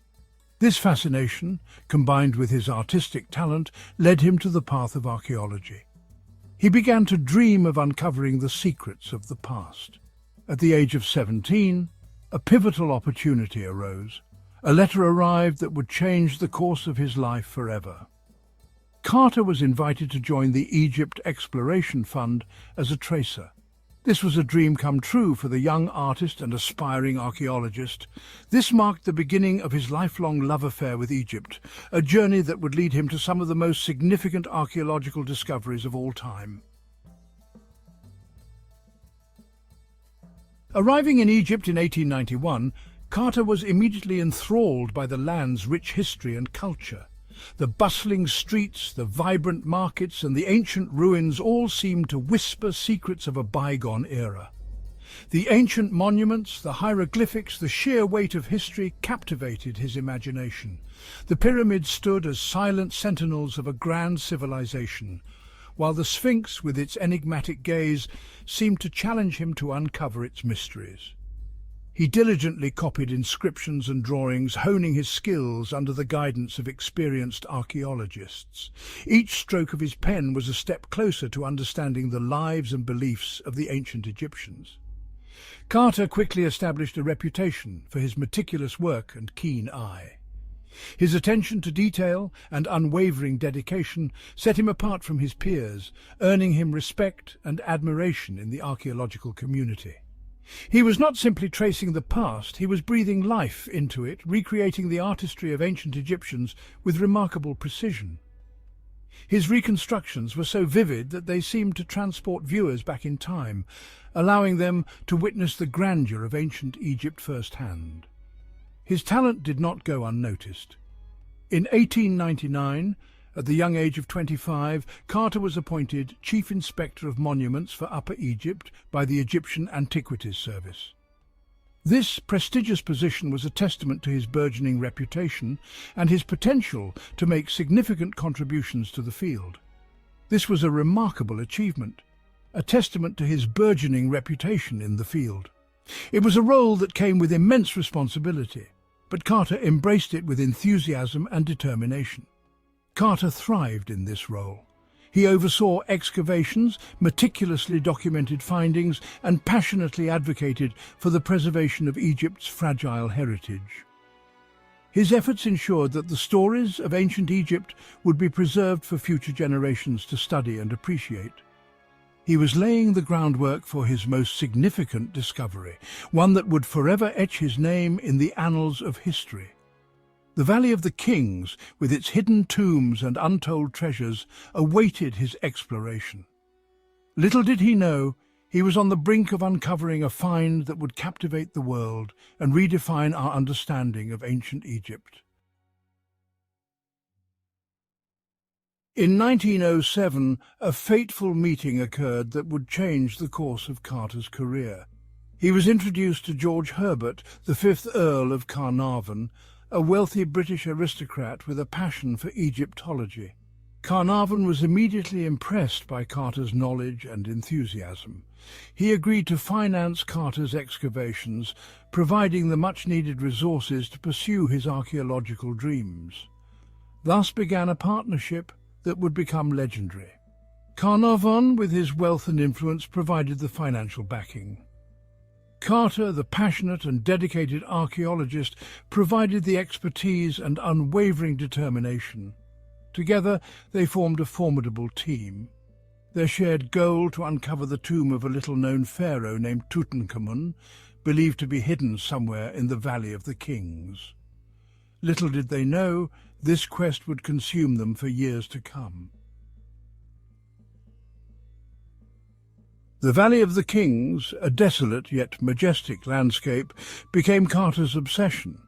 Year after year, he meticulously excavated, his team sifting through sand and rubble under the scorching Egyptian sun. The work was arduous and often disheartening.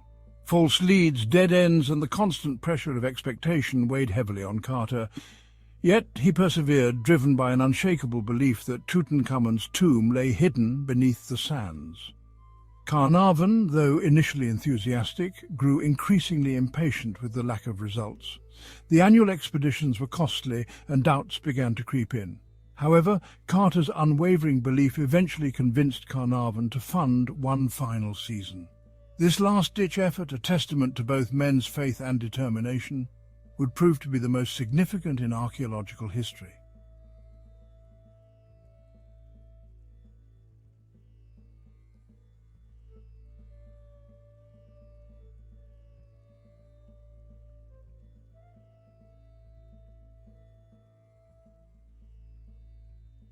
A fateful discovery, uncovering the steps to Tutankhamun's tomb. November 4th, 1922, dawned like any other day in the Valley of the Kings. The air was crisp and the golden hues of the rising sun bathed the ancient landscape in a mystical glow. Carter's team, weary from years of toil, began work on a new section, clearing debris near the tomb of Ramesses VI. They had been at this for so long, their hopes often dashed by false leads and empty chambers. As they dug, they stumbled upon a series of steps cut into the rock. The discovery was unexpected, a glimmer of hope in their relentless pursuit. Excitement rippled through the team. The air buzzed with anticipation and the possibility of a monumental find. Could this be it? Could this be the entrance they had been tirelessly searching for? The questions hung in the air, heavy with expectation. Carter, cautious yet optimistic, ordered the steps to be cleared. Every movement was deliberate, every action filled with the weight of history. As the sand and rubble were removed, a sealed doorway emerged, marked with the necropolis seal. Hope surged through Carter. This seal was a sign, a promise of something extraordinary. This was no ordinary tomb. The intricate designs and the seal suggested something far more significant. With bated breath, Carter sent a telegram to Carnarvon, who was back in England. The message was brief but filled with excitement and urgency. At last have made wonderful discovery in Valley, a magnificent tomb with seals intact, recovered same for your arrival, congratulations. The words were simple, yet they carried the weight of years of effort and dreams. The world was about to rediscover Tutankhamun. This was the beginning of a journey that would captivate the imagination of millions and rewrite history. As Carter and his team delved deeper into the tomb, they uncovered a treasure trove of artifacts. Each item, meticulously crafted, told a story of a bygone era. The sheer opulence of the burial goods was staggering, revealing the immense wealth and craftsmanship of ancient Egypt.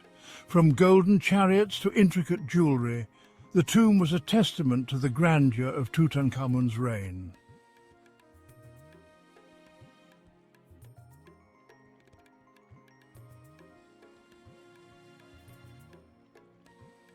The discovery of Tutankhamun's tomb sparked a global fascination with ancient Egypt.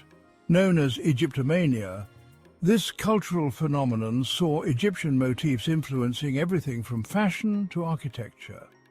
Museums around the world scrambled to exhibit Egyptian artifacts, and the public's appetite for all things Egyptian seemed insatiable.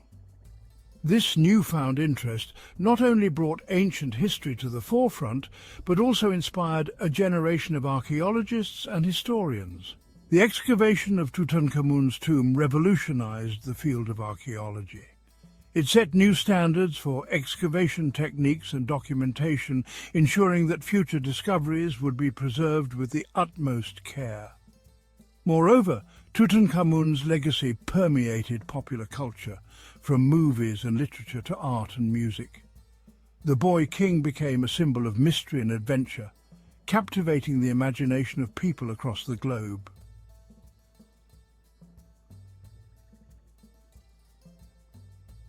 Even today, the allure of Tutankhamun endures. His tomb remains one of the most visited sites in Egypt, drawing millions of tourists each year. The treasures of Tutankhamun continue to tour the world, enchanting audiences with their beauty and historical significance.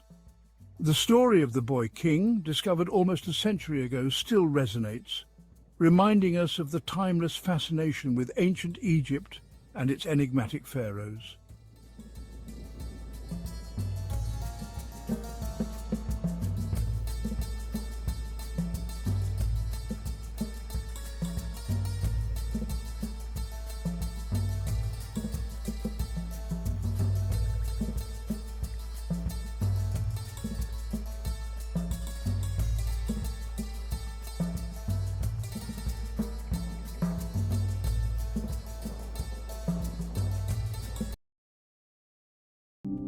Have you ever ruminated over the enigmas hidden under the glistening sands of ancient Egypt?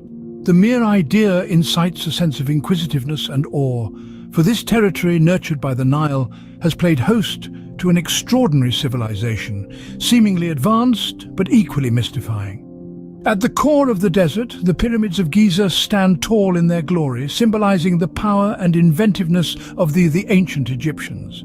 These architectural wonders, constructed several millennia ago, still confound contemporary architects and engineers. How were they constructed with such meticulousness, and to what end? These queries persist, reverberating through the caverns of the Great Pyramid. Beyond the pyramids, the sepulchres of the Valley of the Kings hold a universe here, amidst the desert's tranquility. The pharaohs were consigned to their eternal slumber in opulence. Their tombs, embellished with elaborate hieroglyphics and priceless artifacts, provide a peek into their existence and ideologies. However, numerous of these crypts are yet to see the light of day, their mysteries shrouded by the relentless sands of time. It's not simply about the monumental edifices or the treasure-laden crypts. The ancient Egyptians were trailblazers in a myriad of knowledge domains: medicine, astronomy, mathematics, literature.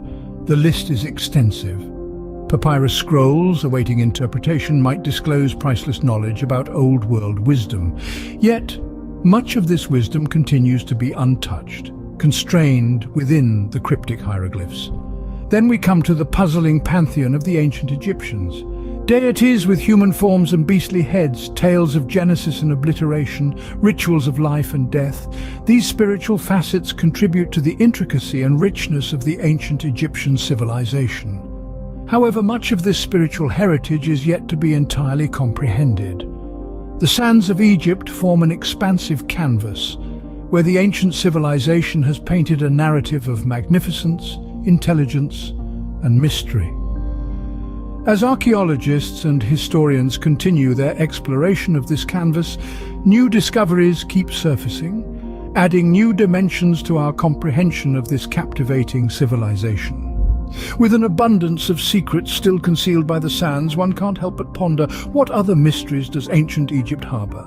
The golden sands of Egypt have been generous, offering us glimpses into the past. Over the centuries, these unyielding dunes have relinquished a plethora of treasures that have significantly contributed to our understanding of this ancient civilization.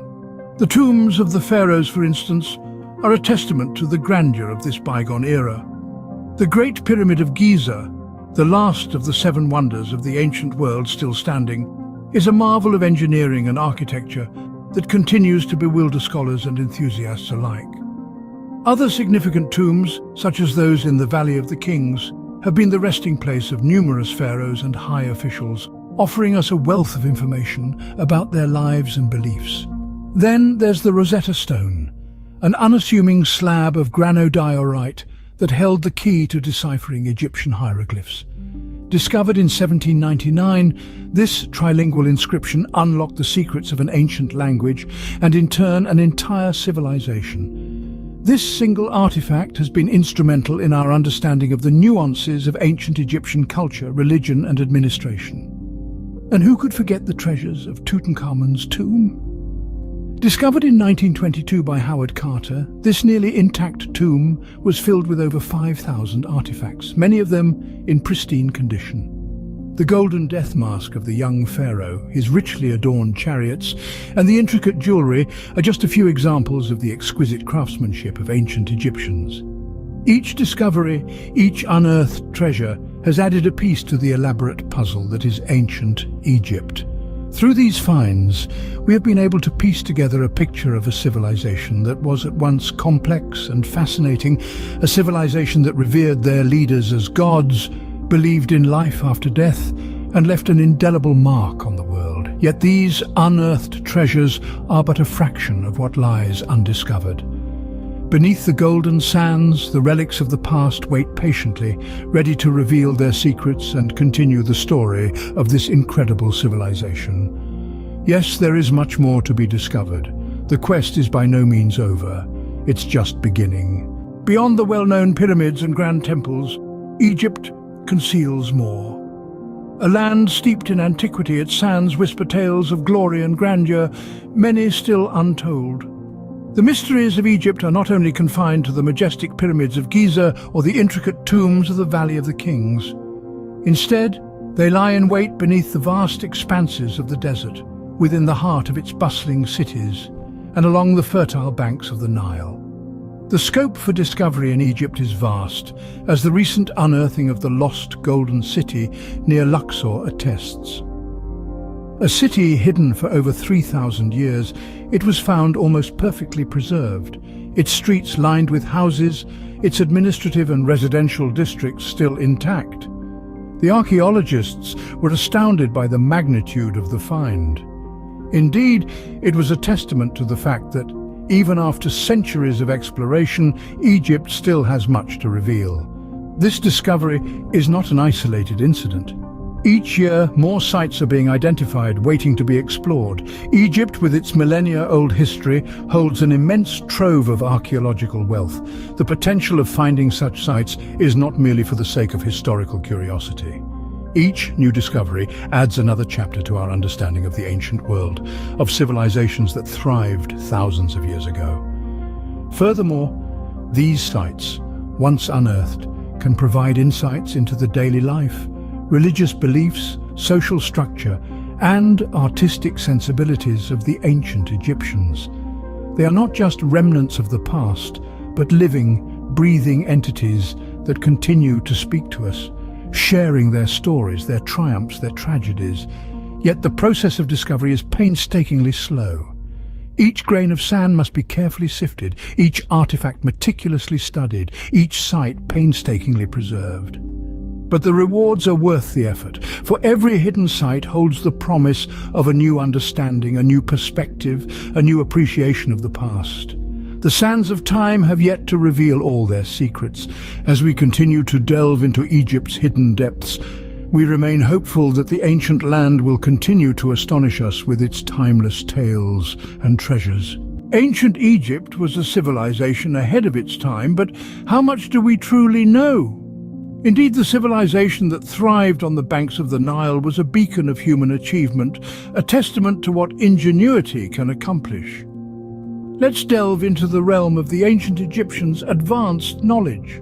Consider their understanding of astronomy. They were among the first to chart the stars, establishing the basis for the modern 12-month calendar. Their sophisticated knowledge of celestial bodies allowed them to align their pyramids with the constellation of Orion, a feat that still baffles us to this day. But the depth of their astronomical understanding is still a mystery, waiting to be unraveled.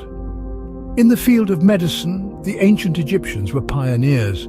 They performed complex surgeries, developed an array of medicinal treatments, and had an understanding of the human body that was years ahead of their time. The Ebers Papyrus, one of the oldest medical documents in existence, is a testament to their medical acumen. Yet we are only beginning to scratch the surface of their medical knowledge. Architecture was another area where the Egyptians excelled. The pyramids, the Sphinx, the temples, all stand as enduring symbols of their architectural prowess. But the principles behind their construction, the techniques they used, the tools they had, much of it remains shrouded in mystery. And let's not forget agriculture.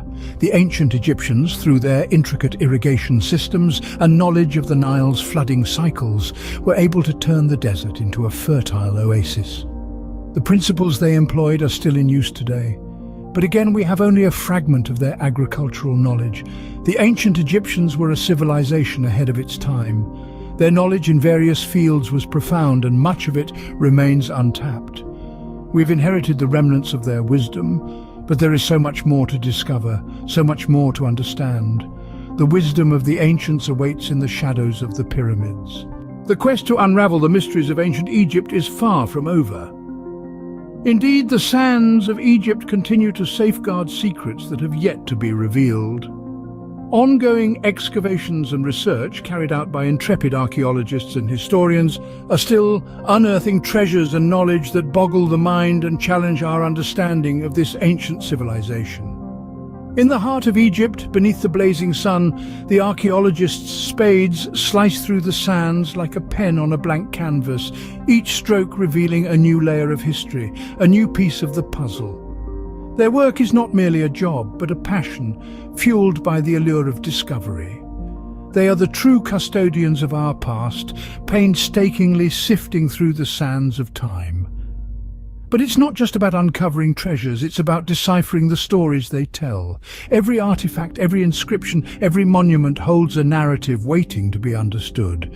It's a complex jigsaw puzzle, and each discovery is a piece that brings us closer to seeing the full picture.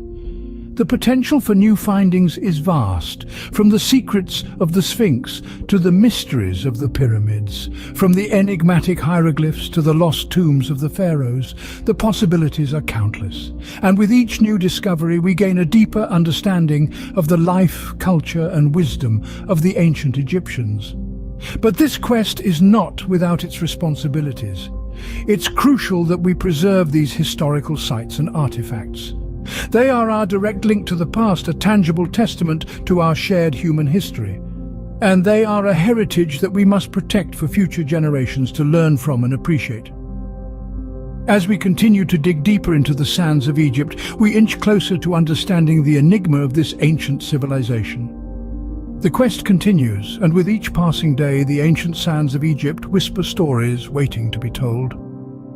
Our understanding of this remarkable civilization is growing, but there is still so much more to discover.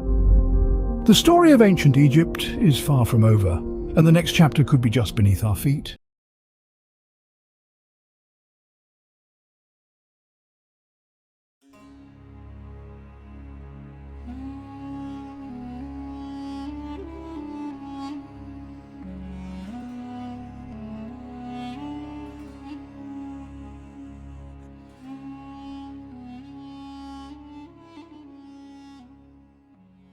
Imagine sailing across the tranquil waters of Lake Nasser in southern Egypt, where the serene environment envelops you in a sense of timelessness. The sun bathes the landscape in a warm golden light, casting long shadows and creating a mesmerizing play of colors on the water's surface. As you glide across the lake, a majestic sight emerges on the horizon, gradually revealing itself in the distance. A sandstone temple, its massive pylons reaching for the sky, stands as a testament to a bygone era, echoing the grandeur of ancient civilizations. This is the Temple of Kalabshah, a magnificent structure that has witnessed the ebb and flow of history for over 2 millennia, standing proudly by the lake. The Temple of Kalabshah, originally situated at Bab al-Kalabshah, was one of the largest and most impressive temples in Nubia, showcasing the architectural prowess of its builders. Nubia, an ancient region spanning southern Egypt and northern Sudan, was a land of rich history and vibrant culture, where the past and present intertwine. The Nubians, renowned for their strength and resilience, developed a unique civilization that interacted closely with their Egyptian neighbors, sharing and exchanging cultural and technological advancements. The Temple of Kalabshah stands as a powerful symbol of this dynamic relationship, embodying the rich tapestry of Nubian and Egyptian history. The Temple of Kalabshah was dedicated to Mandulis, the Nubian sun god. This magnificent structure stands as a testament to the rich cultural and religious heritage of ancient Nubia. Mandulis, often depicted as a falcon-headed man, represented power, protection and healing in Nubian belief. His image adorned many temples and monuments, symbolizing his importance in the daily lives of the Nubian people. He was a central figure in the Nubian pantheon, revered as a benevolent deity who brought light and life to the land. The sun, a vital element in Nubian culture, was seen as his divine manifestation. The temple at Kalabshah served as a place of worship and devotion, where offerings were made and rituals performed to honor this powerful god. Priests conducted ceremonies to ensure the favor of Mandulis, seeking his blessings for prosperity and health. The construction of the temple spanned several centuries, beginning during the Roman period in the reign of Emperor Augustus around 30 BC. This long construction period allowed for a blend of styles and influences. Over the years, subsequent rulers, including Roman emperors and Nubian kings, added their own contributions to the temple complex. Each ruler left their mark, enriching the temple's history and significance. This blend of architectural styles and artistic influences reflects the diverse cultural tapestry that shaped the history of Kalabshah. The temple stands as a symbol of the enduring legacy of Nubian and Roman collaboration. The Temple of Kalabshah, built with sandstone quarried from the surrounding desert, is a masterpiece of ancient architecture. Its massive pylons, adorned with intricate carvings, lead into a series of courtyards, halls and sanctuaries. The walls of the temple are covered with hieroglyphics and reliefs depicting scenes from Egyptian mythology, religious rituals and the lives of pharaohs. Within the temple's sacred chambers, priests perform daily rituals, offering prayers and sacrifices to appease the gods. The scent of incense filled the air as worshippers gathered in the courtyards, seeking the favor of Mandulis and other deities. The temple was not only a place of worship, but also a center of learning and culture, where scribes copied sacred texts and artists honed their skills.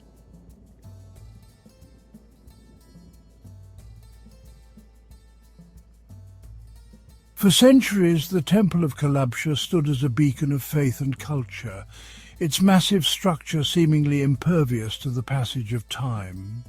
However, in the 20th century, a modern marvel threatened its very existence: the construction of the Aswan High Dam, a monumental project aimed at controlling the flow of the Nile River and generating hydroelectric power, would create a vast reservoir behind it, Lake Nasser.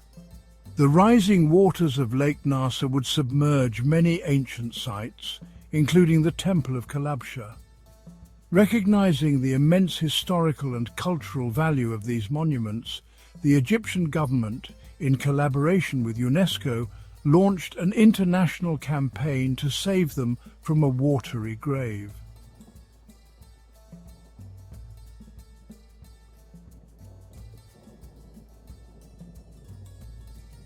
The international campaign to save the monuments of Nubia, launched in 1960, was an unprecedented undertaking. It was a call to action that resonated across the globe, drawing attention to the rich cultural heritage at risk of being lost forever. Archaeologists, engineers and experts from around the world joined forces in a race against time to document, dismantle and relocate threatened monuments. This collaborative effort showcased the power of international cooperation in preserving history. The Temple of Kalabsha, one of the largest and most significant structures at risk, became a focal point of this international effort. Its grandeur and historical importance made it a symbol of the campaign's success. The relocation process was a remarkable feat of engineering. It required innovative solutions and meticulous planning to ensure the temple's integrity was maintained throughout the move. First, the temple was meticulously documented, with every stone, carving and inscription carefully photographed and catalogued. This detailed record was crucial for the accurate reassembly of the temple at its new location. Then, the temple was carefully dismantled, with each block numbered and its original location recorded. This painstaking process ensured that the temple could be reconstructed exactly as it had stood for centuries. The disassembled blocks were then transported to a new site, higher ground that would remain above the waterline of Lake Nasser. This new location would protect the temple from the rising waters, preserving it for future generations to admire and study.